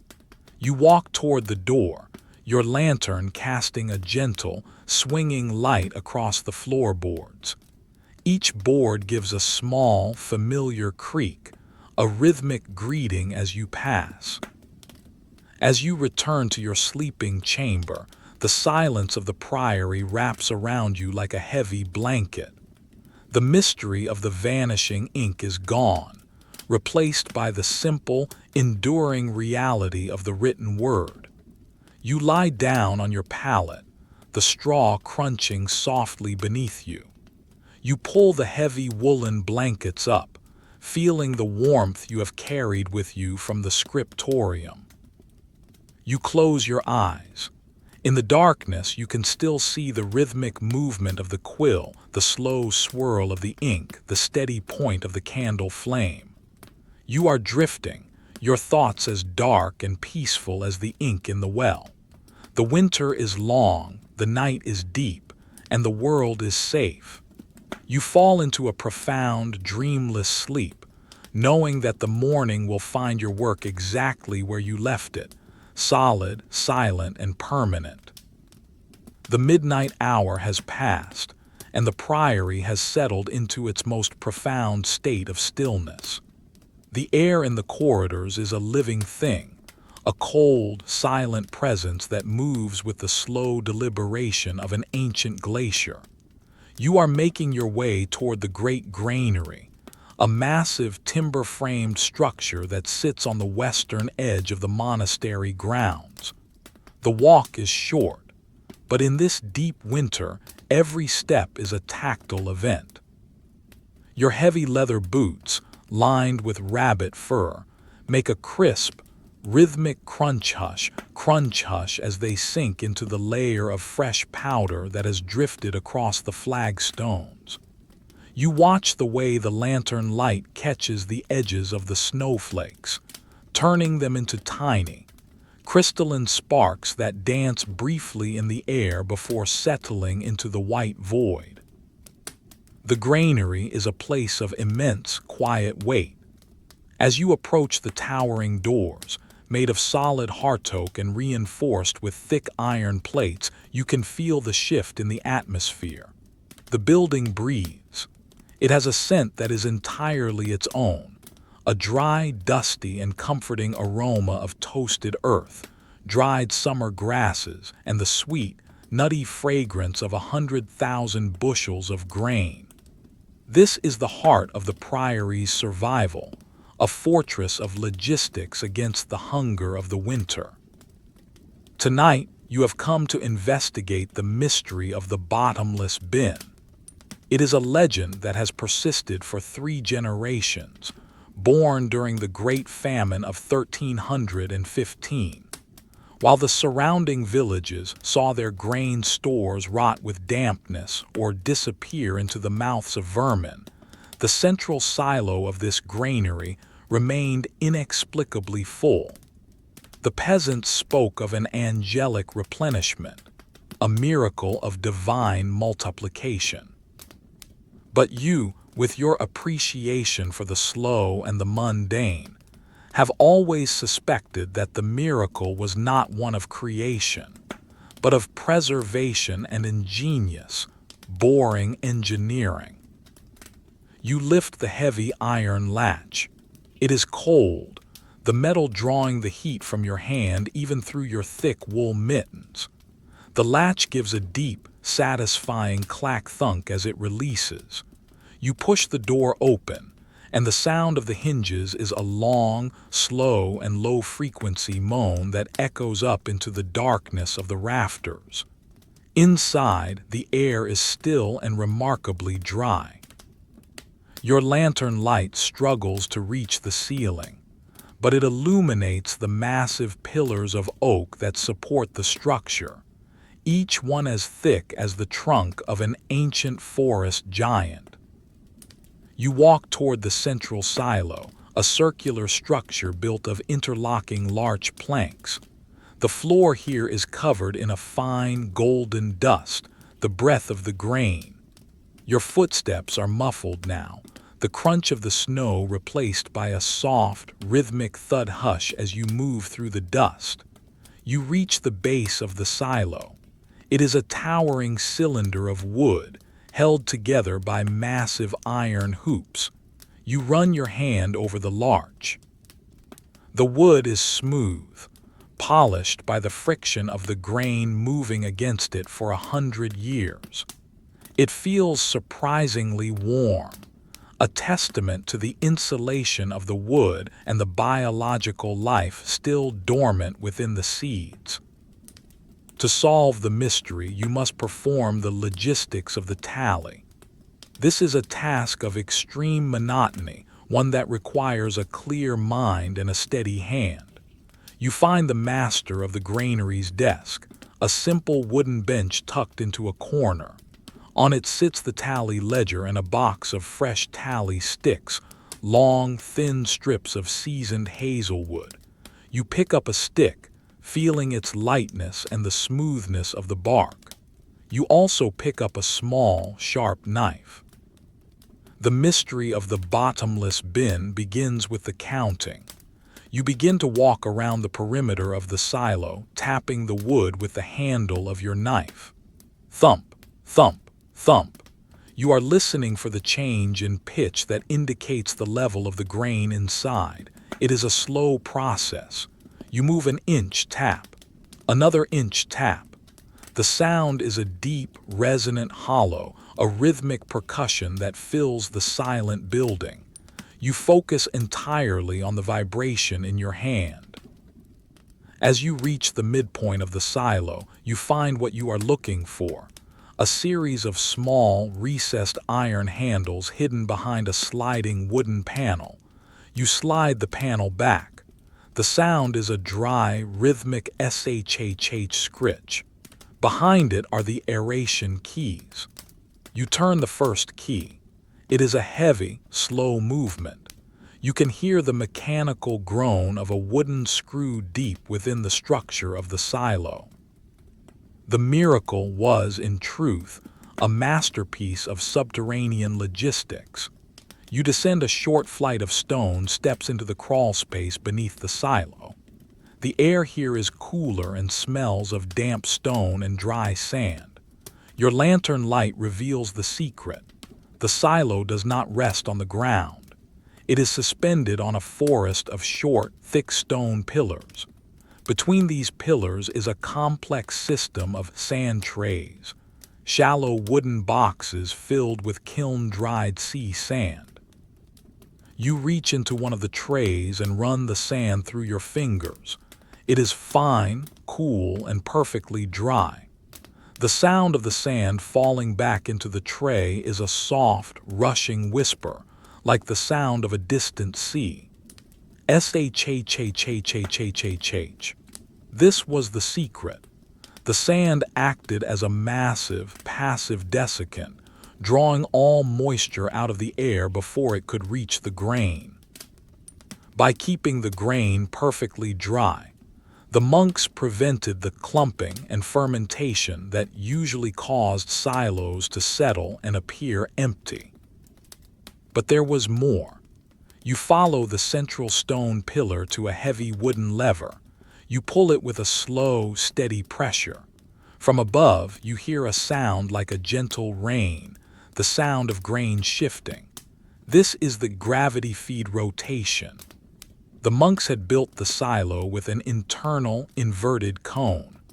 By pulling this lever, the oldest grain at the bottom was slowly moved to a secondary, hidden chamber, while the fresh grain from the top settled down. To an outside observer looking through the high inspection hatches, the level of the grain never seemed to drop. because the internal volume was being managed with such logistical precision. The mystery is solved. It was not a miracle of multiplication, but a miracle of maintenance. The boring, daily task of drying the sand, turning the screws, and pulling the levers. You feel a profound sense of peace as you contemplate this. The monks didn't pray for more grain. They worked to ensure that not a single kernel of what they had was ever lost to the damp. You return to the main floor and begin the process of the grain walk. This is a ritual of safety. You must walk across the top of the grain to ensure there are no hot spots where heat might be building up. You climb the ladder to the top of the silo, each rung a slow, rhythmic creak step. At the top, you step out onto the surface of the wheat. It is an extraordinary sensation. The grain is not solid, but it is not liquid either. It supports your weight with a soft, shifting resistance. As you walk, the kernels rub against each other, creating a low, rhythmic shh crunch sound. It is the sound of a million tiny wooden beads moving in unison. You walk slowly in a spiral pattern, moving from the edge toward the center. The scent is overwhelming here, the pure, concentrated essence of the summer sun, captured in 100 million tiny golden husks. You reach the center and sit down. The grain conforms to your body, a warm, dusty embrace. You pick up a handful of wheat. It is heavy and smooth. You let it trickle slowly through your fingers back onto the pile. Patter, patter, patter. Each grain hitting the others is a tiny, microscopic event, but together they create a hypnotic white noise that drowns out the world. You watch the dust motes dancing in the beam of your lantern. They move with a chaotic yet peaceful grace, swirling in the slow currents of air that rise from the grain. You find yourself matching your breathing to the rhythm of the falling grain. Breathe in, patter. Breathe out, patter. You are in the heart of the priory's wealth, a place of ultimate security. No matter how hard the wind blows outside, no matter how deep the snow drifts, there is enough life in this room to see 1,000 people through to the spring. You look up at the rafters. They are dark and silent, the massive timbers of oak held together with wooden pegs. They have stood for centuries, and they will stand for centuries more. You feel small but safe, a tiny part of a very long and very boring history of survival. The logistics of the silo are sound. The sand is dry. The grain is cool. The mystery is a matter of record. You decide to stay on the grain for a while longer. The warmth of the wheat is seeping through your clothes, a dry, gentle heat that relaxes your muscles. You lie back, looking up into the shadows of the roof. The silence of the granary is absolute, a dense, golden silence that feels like it has weight. You can hear the distant, muffled sound of the wind outside, a reminder of the world you have left behind. But here, you are protected by 10 feet of larch and 100 feet of wheat. You think about the farmers who grew this grain. You think about the slow, rhythmic swing of the scythes in the August heat, swish, thud, swish, thud. You think about the thrashing floor where the grain was separated from the chaff with rhythmic blows of the flail. Every grain beneath you is the result of a human breath, a human movement, a human moment of patience. It is a comforting thought. Your eyes begin to grow heavy. The rhythmic sound of the grain and the scent of the dry earth are pulling you toward sleep. You feel the weight of your body sinking slightly further into the wheat, a slow and gentle descent into a golden sea of rest. The world is a place of order. The grain is counted. The mystery is understood. The winter is just a season, and seasons always change, provided someone is there to watch the sand and pull the levers. You close your eyes. The last thing you hear is the faint, rhythmic shhh of a single grain of wheat sliding down the side of the pile, a tiny, solitary sound in the vast, warm darkness of the granary. You are falling into a deep, peaceful sleep, cradled by the history of the harvest and the quiet, boring perfection of the silo. The middle of the night has deepened into that profound, silent space where the cold seems to have a physical weight, a crystalline pressure that presses against the very foundations of the priory. You leave the relative warmth of the main buildings and step out into the courtyard, heading toward the smithy. This is a detached structure, built of heavy basalt and thick, rough-hewn timbers, located far enough from the living quarters to ensure that the rhythmic clamor of the hammer never disturbs the monk's prayers. The walk across the courtyard is a journey through a world of shadows and frost. Your breath comes in slow, steady plumes of white vapor, each exhale a soft, disappearing cloud in the moonlight. The snow beneath your boots has frozen into a hard crust, and each step produces a sharp, rhythmic crrk snap, the sound of 1,000 tiny glass needles breaking simultaneously. The smithy looms out of the darkness, a silhouette of solid, unmoving strength. There is no smoke rising from the chimney, yet as you approach the heavy, soot-stained door, you feel a change in the air. It is a subtle, radiant presence, a ghost of heat that seems to emanate from the very stones themselves. This leads you to the investigation of the mystery of the undying fire. For centuries, the local smiths have been rumored to possess a captured sun, a fire that never truly dies, even when the forge has been idle for days, and even in the most brutal winters when every other hearth in the valley has turned to cold, gray ash. The villagers spoke of enchantments and dragon breath, but you know that the truth of the forge is found in the logistics of the hearth and the slow, rhythmic properties of the earth. You push open the door. It is a massive thing, made of oak planks 3 inches thick and bound with iron straps that the smith himself forged in a previous generation. The door is heavy, requiring a slow, sustained push. It moves with a deep, vibratory groan, a low-frequency sound that you feel in the marrow of your bones. Inside, the smithy is a sanctuary of shadow and scent. The air is thick, smelling of old iron, the sharp tang of sulfur, the sweetness of charred applewood, and the dry, metallic aroma of quenched steel. It is a heavy atmosphere, one that feels protective and ancient. In the center of the room stands the great anvil. Your lantern light catches the surface of the metal, which has been polished by decades of rhythmic striking until it is as smooth and reflective as a dark mirror. You walk over to it and place your hand on the horn. The metal is cool, but not cold. It has a density that seems to absorb the very idea of temperature. You run your fingers across the face of the anvil, feeling the minute undulations and the perfectly flat center.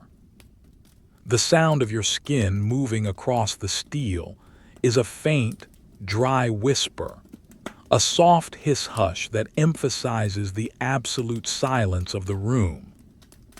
To solve the mystery of the undying fire, you must examine the forge itself. The forge is a raised stone platform filled with a deep bed of charcoal and ash. At this hour, there are no visible flames, only a vast expanse of gray, powdery dust. You pick up a long iron poker, The handle is worn smooth, shaped by the grip of 1,000 hands. You begin to probe the ash, moving the poker in a slow, rhythmic circle. Scritch, scritch, scritch. The sound is dry and muffled, like the sound of a shovel moving through dry sand. As you push the poker deeper into the center of the hearth, you feel a resistance and then a sudden, intense warmth. You move a layer of the gray ash aside, and there it is, the heart of the forge. It is not a flame, but a single massive clinker, a fused mass of iron ore, charcoal, and limestone that has reached a state of perpetual low-energy combustion. It glows with a deep, pulsing crimson, a color so rich and heavy it feels like it has weight. It does not flicker, it breathes. The logistics of the undying fire are a masterpiece of boring thermal engineering. The mystery is solved by the way the smith banks the fire at the end of the day. You look toward the corner of the room, where a large pile of slow charcoal is stored. This charcoal is not made from light, fast-burning pine, but from the dense hearts of old-growth oak and hornbeam. The pieces are large, heavy, and uniform in size. You imagine the smith at the end of his day's labor. He doesn't simply let the fire go out. He performs a slow, rhythmic ritual. First, he clears the lighter ash. Then he places 3 of these massive oak charcoal blocks around the central clinker. Finally, he covers the entire assembly with a specific mixture of damp sand and fine charcoal dust. This creates a thermal cocoon. The sand prevents oxygen from reaching the core too quickly, while the charcoal dust acts as a slow-release fuel. The heat is trapped, held within the massive stone base of the forge, which acts as a thermal battery. The mystery was never about magic. It was about the understanding of thermal mass and the logistics of airflow. By restricting the oxygen to a microscopic level, the smith ensures that the charcoal burns at a rate of only a few ounces per hour. It is a slow, boring, and perfectly predictable process. You decide to attend to the bellows breath, a task of maintenance that ensures the forge will be ready for the morning's work. The bellows are a massive pair of lungs made of cured ox hide and oak, suspended from the ceiling by heavy chains. You walk toward the wooden handle, which hangs at chest height. You grasp the handle. The wood is dark and oily, feeling solid and reliable in your hand. You begin to move the bellows. This is a task of extreme rhythm. You pull the handle down, a slow, heavy movement. The sound is a deep leather-on-leather creak, followed by the soft, rushing whoosh of air being drawn into the intake valve. Then you let the weight of the bellows do the work, watching as the handle rises back up. Whoosh, creak, whoosh, creak. It is a hypnotic, repetitive cycle. You are the lungs of the room, providing the slow, steady pulse of air that keeps the heart of the forge beating. You focus entirely on the sound of the leather. It is a complex sound, the dry rustle of the skin, the tension of the internal wooden ribs, the snap of the iron valve. You repeat the motion 20 times, each one exactly like the last. Your breathing begins to synchronize with the bellows. Inhale as the handle rises, exhale as the handle falls. The world beyond the smithy wall, the frozen valley, the star-filled sky ceases to exist. There is only the rhythm, the leather, and the air. As you work the bellows, the heart of the forge begins to respond. The deep crimson of the clinker brightens, shifting into a warm, vibrant orange.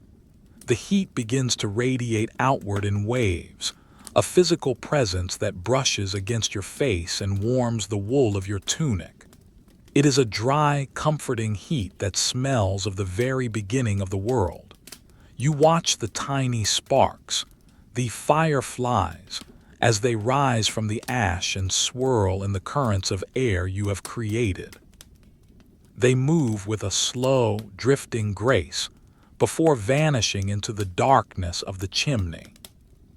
You stop the bellows and let the handle come to rest. The silence that follows is even deeper than before, filled only by the fading tick-ticking of the metal cooling and the low, resonant hum of the wind outside. You find a low wooden bench near the forge and sit down. The wood is warm from the radiant heat of the hearth.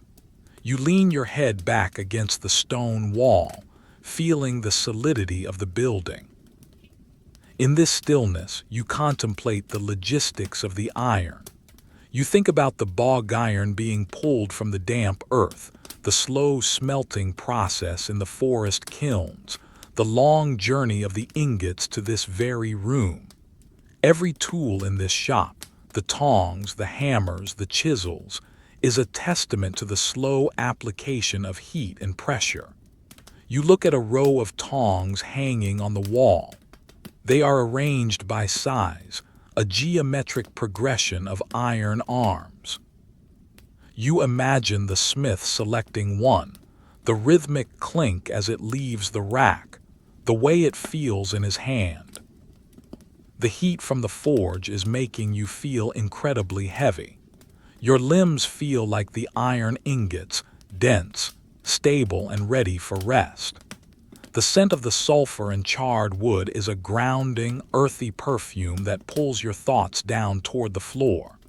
You watch the glowing clinker as it slowly begins to dim, returning to its deep, pulsing red as the extra oxygen you provided is consumed. It is a slow transition, a gradual fading of light that mimics the approach of sleep. You pick up a small piece of slag, the glassy byproduct of the forge. It is a small, irregular stone, smooth and black. You rub it between your thumb and forefinger. It is incredibly smooth with a texture like obsidian. You focus on the sensation, the rhythmic circle of your thumb, the way the stone holds the warmth of your skin. It is a tiny, portable version of the forge's mystery, a solid piece of history that you can hold in your hand. The smithy is a place of absolute safety. The walls are thick enough to withstand any storm, and the fire is banked well enough to survive any frost. The logistics are perfect. The charcoal is stacked. The bellows are maintained. The anvil is waiting. There is nothing left to do but exist in the warmth and the quiet. You feel a profound sense of boredom, the kind of boredom that is a gift. There are no problems to solve that cannot wait for the sun. The undying fire will continue its slow, rhythmic breathing throughout the night, watched over by the stones and the shadows. You are part of that watch, a silent witness to the enduring power of the hearth. Your eyelids feel as heavy as the hammers on the wall. The rhythmic sound of the wind and the faint, internal pulse of the forge are drawing you deeper into a state of relaxation. You are drifting now, your mind floating on the warm currents of air that rise from the ash. The mystery is solved. The forge is safe. The winter is a time for the fire to sleep beneath the ash, and for you to sleep within the warmth of the stone. You close your eyes, the image of the glowing crimson heart etched into your vision. You are sinking into the soft, dark velvet of the night, where the only sound is the heartbeat of the world, and the only light is the steady, unmoving ember of a well-banked fire. You are safe. You are warm. You are falling into a deep, dreamless rest, cradled by the iron and the earth. The hour is now 3 past midnight, the deepest and most hollow segment of the winter's hold. The world outside has entered a state of suspended animation, where the wind has finally exhausted its breath and the falling snow has ceased, leaving behind a silence so absolute it feels as though the earth has forgotten how to speak. You are navigating the Western Passage, a long, low-ceilinged corridor of timber and limewash that leads away from the central sanctuary toward the Abbey brewhouse. The air here is thin and sharp, carrying the faint, crystalline scent of the frozen forest that surrounds the walls. Your lantern, now a trusted companion in these dark hours, casts a slow, swinging pool of gold across the floorboards. The wood here is old pine, and as you walk, the boards offer a rhythmic, melodic protest, a series of slow, predictable creak groans that seem to announce your presence to the sleeping shadows. The brewhouse is a structure of necessity and comfort. As you approach the massive, iron-reinforced door, you notice that the threshold is entirely free of frost, while the rest of the priory is encased in a delicate lattice of ice. This specific stone step remains dark and damp, a clear sign of the hidden life within. You push the door open. It is heavy, weighted by the moisture of the steam that lives within these walls. The sound of its opening is a deep, wet thud shhh, the sound of heavy oak moving through a humid atmosphere. Immediately, the air changes. It is a thick, enveloping embrace, warm, moist, and intoxicatingly fragrant. It smells of toasted barley, the spicy bitterness of dried hops, the earthy sweetness of boiling wort, and the clean, sharp scent of wood smoke. Tonight's investigation centers on the mystery of the golden winter. In this region, the brewing of ale is usually suspended from the first frost until the spring thaw, as the extreme cold typically causes the yeast to fall dormant, turning the vats into pools of sweet, flat liquid that quickly sours. Yet, for as long as the Abbey has stood, the brothers have produced a singular, high-gravity, winter gold ale that remains active and vibrant even when the temperature outside drops low enough to shatter a stone jar. The villagers whisper of blessed yeast, or fire water, hidden within the vats, but you are here to document the mundane logistics of temperature and architecture that allow this miracle to occur. You set your lantern on a heavy wooden bench. To your right stands the mash tun, a colossal vessel made of interlocking oak staves, bound by hoops of blackened iron. It is currently empty, but the wood is still warm to the touch. You run your hand over the staves, feeling the rough grain of the oak and the smooth, salt-like crust of the dried malt. The sound of your palm moving against the wood is a low, rhythmic hush scrape. You reach into a nearby sack of malted barley. The grain is dry and light, making a soft, rushing chhhchchhh sound as you run your hand through it. You pick up a handful and bring it to your nose. It smells of the sun-drenched fields of last July, a concentrated memory of summer held within a hard, golden husk. To understand the logistics of the winter gold, you must first engage in the rhythmic preparation of the malt for the next day's brew.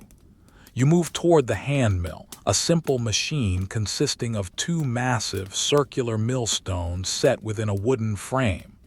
You pick up a wooden scoop, its surface worn to a glass-like smoothness by years of contact with the grain. You begin to fill the hopper. Shhh clack.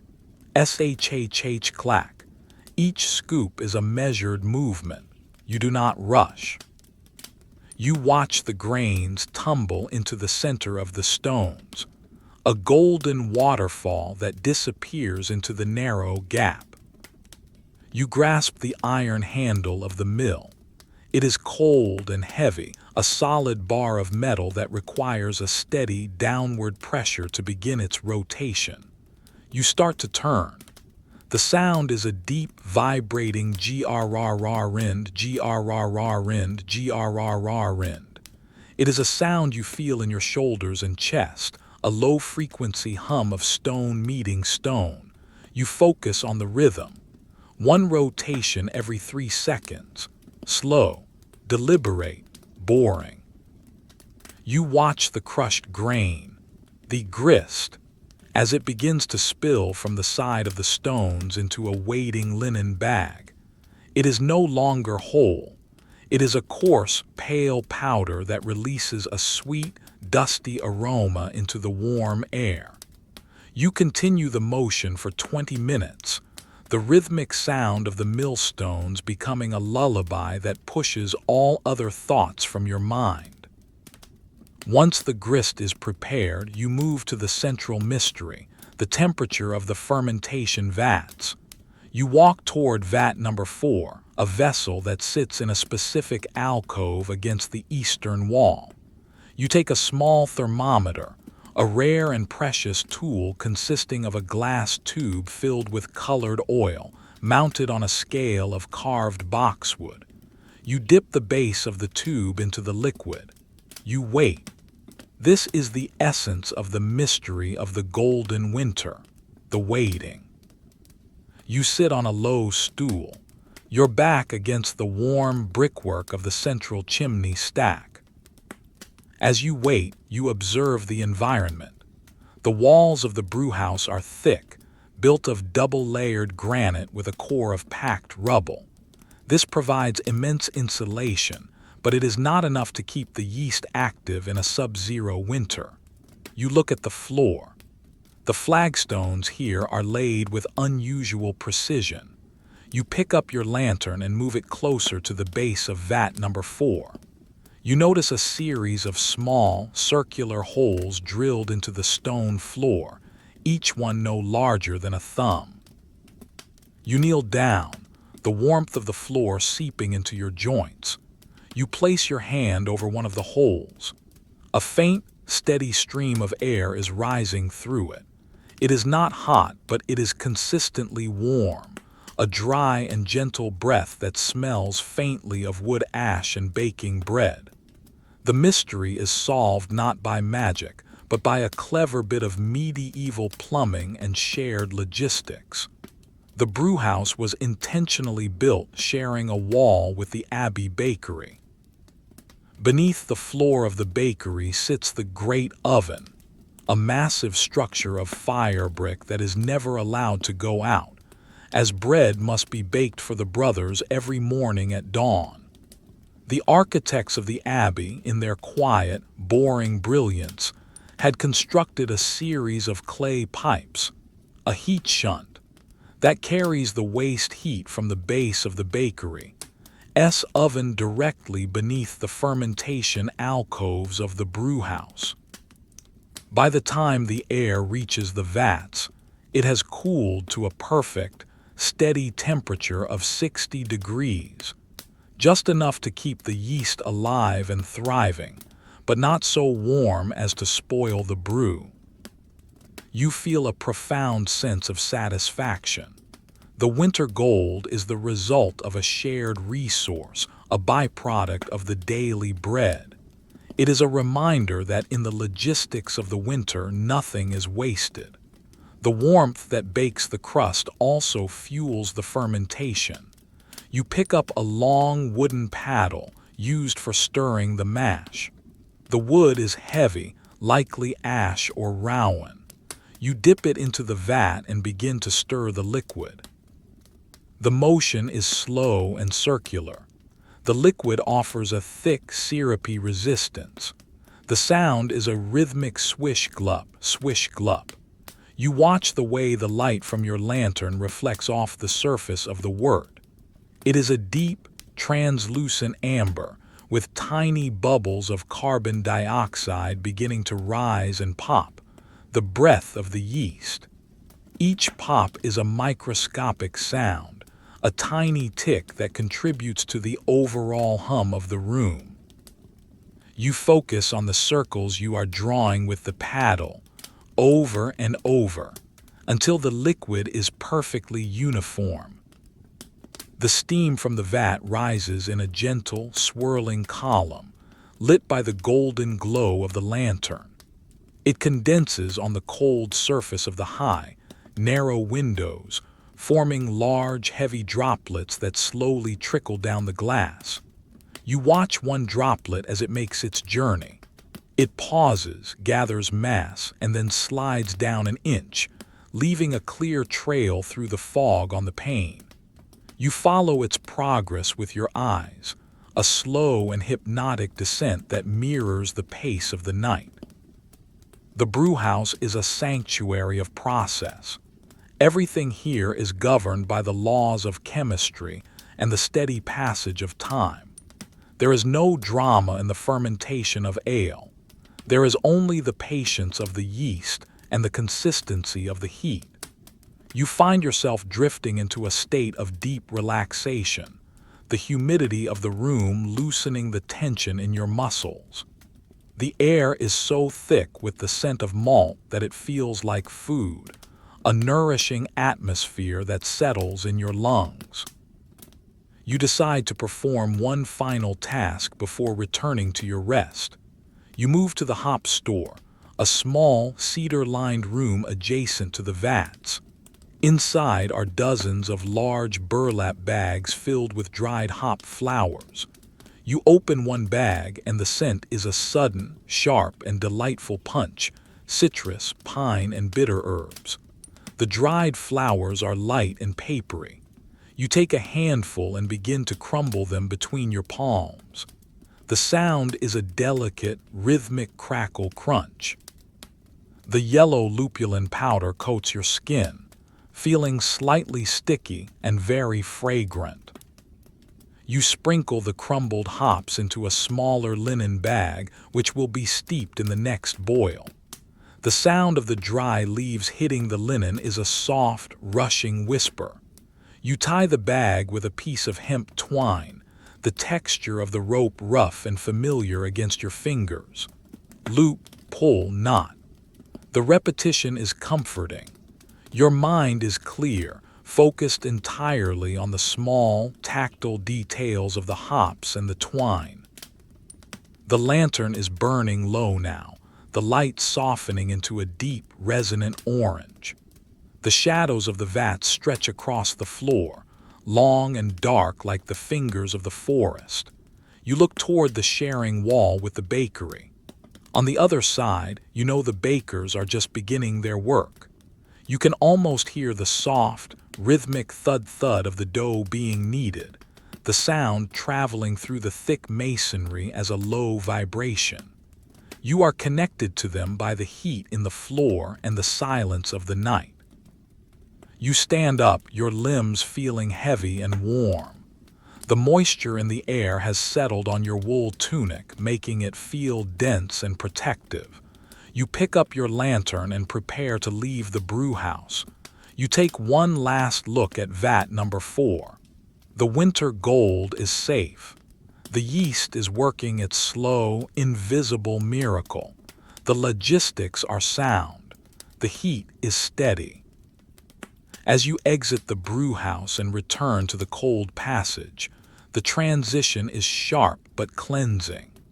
The dry, freezing air of the corridor feels like a glass of cold water after the heavy warmth of the brewing room. You walk back toward the dormitory, your footsteps once again making the rhythmic creak groan on the pine boards. The mystery of the golden winter is a mystery no more. It is a testament to the power of a shared wall and a well-placed pipe. You reach your cell and remove your damp tunic, replaced by a dry, soft linen shift. You lie down on your pallet. The straw is cool at first, but it quickly warms to your body. You pull the heavy woolen blankets up to your chin. The scent of the brewhouse, The malt, the hops, the steam clings to your hair and skin, a fragrant reminder of the warmth you have just left. You close your eyes. In the darkness, you can still hear the rhythmic grrrrind of the millstones and the swish-glup of the stirring paddle. Your thoughts are as slow and steady as the rising bubbles in the vat. You are falling, sinking into a deep and golden sleep, cradled by the history of the harvest and the quiet, boring perfection of the abbey's winter warmth. The night is yours. The winter is long, and you are at last entirely at peace. The final hour of the night has arrived, that fragile liminal space between the deepest dark and the first gray hint of a winter dawn. The silence of the abbey has reached its zenith, a stillness so profound that the very molecules of the air seem to have frozen in place. You are standing in the center of the great courtyard, facing the abbey's ever-running well. This is the last and perhaps most enduring of the mysteries that have defined this frozen season.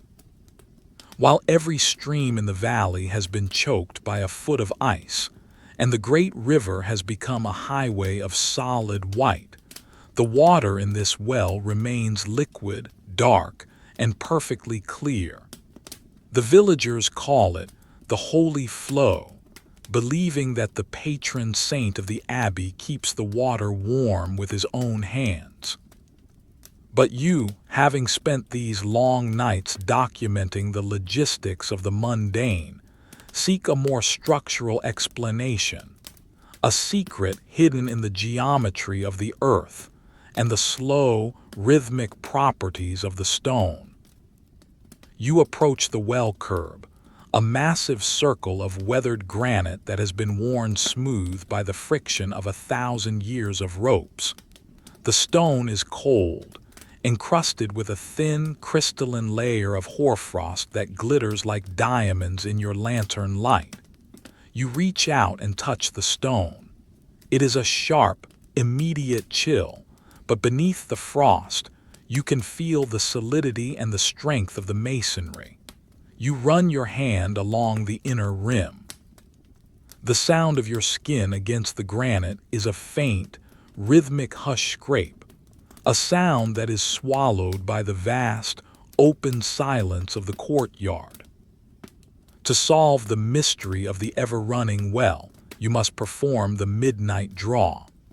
This is a ritual of maintenance, a slow and monotonous task that ensures the mechanical parts of the well remain functional in the extreme cold. You grasp the heavy iron crank. It is cold, the metal feeling like a rod of ice in your hand. You do not turn it quickly. You lean your weight into the handle, a slow, sustained pressure. The mechanism gives a deep, metallic clink-creak, the sound of iron moving against iron. It is a rhythmic, low-frequency sound that echoes down into the dark throat of the well. You begin to turn the crank, creak-thump, creak-thump.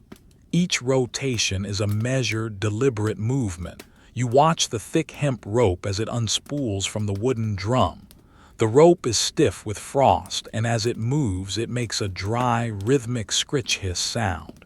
You focus entirely on the weight of the bucket as it descends into the darkness.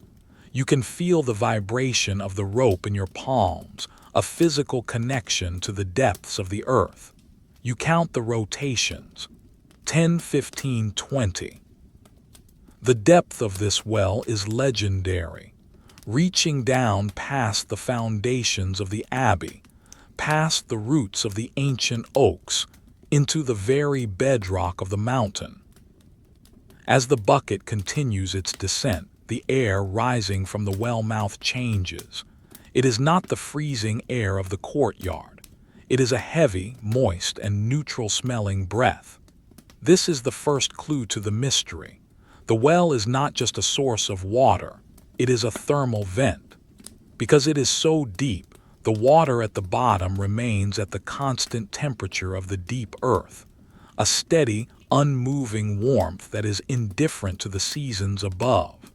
But depth alone is not enough to keep the surface from freezing. You hear the distant, muffled splash as the bucket reaches the water. It is a soft, liquid sound that resonates up the stone shaft. You let the rope go slack for a moment, then begin the slow, rhythmic process of hauling the water back up. This is the most boring part of the task, the repetitive strain of pulling against gravity. Creak hush, creak hush. You watch the rope as it winds back onto the drum, each coil sitting perfectly next to the last. This is the logistics of the draw neat, orderly and slow. When the bucket reaches the surface, you swing it onto the stone ledge. The water inside is perfectly still, a dark mirror that reflects your lantern flame as a single, unwavering point of gold. You dip your finger into the water. It is not warm, but it is not freezing. It is living water, held at exactly 40 degrees. The reason it never freezes is the mystery of the triple wall. You hold your lantern over the edge of the well, illuminating the first few feet of the shaft. You can see that the well is not built with a single layer of stone. It is a series of 3 concentric cylinders. Between the outer wall of granite and the inner wall of limestone is a gap filled with vermin wool, a mixture of coarse sheep's wool and crushed charcoal. This acts as a massive, circular thermal insulator, preventing the sub-zero temperatures of the surface soil from penetrating the inner shaft. Furthermore, the wooden roof of the well house is lined with heavy lead sheets, trapping the rising earth heat within the cylinder of the well.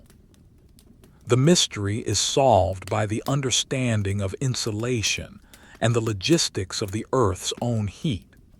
It is a triumph of medieval engineering, a slow and expensive construction that was designed to last for 1,000 winters. You feel a deep sense of calm as you contemplate this. The monks didn't need a miracle to have water in January. They needed 5 years of masonry and a mountain of wool. You pick up a small wooden cup and take a sip of the water. It is clean, crisp, and tastes of the very bones of the mountain. It is a grounding sensation, a liquid history of the earth. You pour the rest of the bucket back into the well. The sound of the falling water is a long, rushing shhhhhh, followed by a deep, resonant plump. The ripples move outward from the center, hitting the stone walls and then slowly disappearing back into the dark. You spend the next few minutes performing the final oiling. You take a small flask of rendered mutton fat and a piece of linen. You begin to rub the fat into the iron crank and the hinges of the well cover. The sound of the linen moving over the metal is a soft, rhythmic hush hush hush. You focus on the circular motion of your hand, a repetitive loop that ensures the machine will survive another night of frost. The scent of the fat is heavy and earthy, a practical aroma that speaks of maintenance and care. The first hint of the morning is beginning to appear, not as light, but as a subtle shift from black to the deepest charcoal gray in the eastern sky. The stars are fading, their cold light being swallowed by the approaching day. You feel a profound sense of completion. The mysteries of the winter have all been addressed. The blue pigment is safe. The walls are seamless. The candles burn for 72 hours. The floors are warm. The water pipes sing. The ink is permanent. The grain is dry. The fire is banked. The ale is fermenting, and the well is running. Everything in the abbey is in its proper place. The logistics of survival have been fulfilled. The world is a place of order, governed by the steady, boring and beautiful application of human skill and patience. You feel the weight of your body, a pleasant heaviness that starts in your feet and moves up through your limbs. The night's work is done. You pick up your lantern, the flame now a tiny, flickering ghost.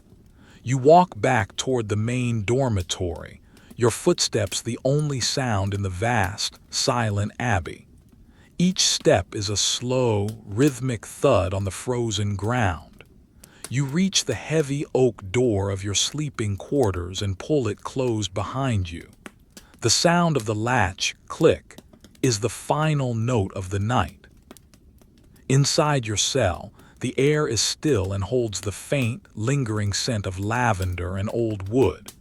You remove your heavy cloak, your boots, and your wool tunic. You feel light, yet grounded. You lie down on your straw pallet, the dried stalks giving a soft, familiar crunch. You pull the heavy woolen blankets up to your chin. The warmth of your own body begins to fill the space beneath the covers, a slow and gentle heat that mimics the warmth of the abbey's stones. You close your eyes. In the darkness, you see the entire map of the night, the flickering forge, the golden grain, the dark water of the well. They are all parts of a single, slow-moving machine that keeps the winter at bay. Your breathing slows, matching the rhythmic pulse of the sleeping building. Breathe in silence. Breathe out peace. You are drifting now, sliding into the deepest, most restorative sleep of the winter. The morning will come soon with its bells and its duties, but for now there is only the dark, the warmth, and the absolute stillness of a mystery solved. You are safe. You are warm. You are part of the history of this place, a quiet witness to the enduring power of the mundane. You fall into the soft, velvet embrace of the end, where the snow falls silently over the world and every soul finds its rest. The end.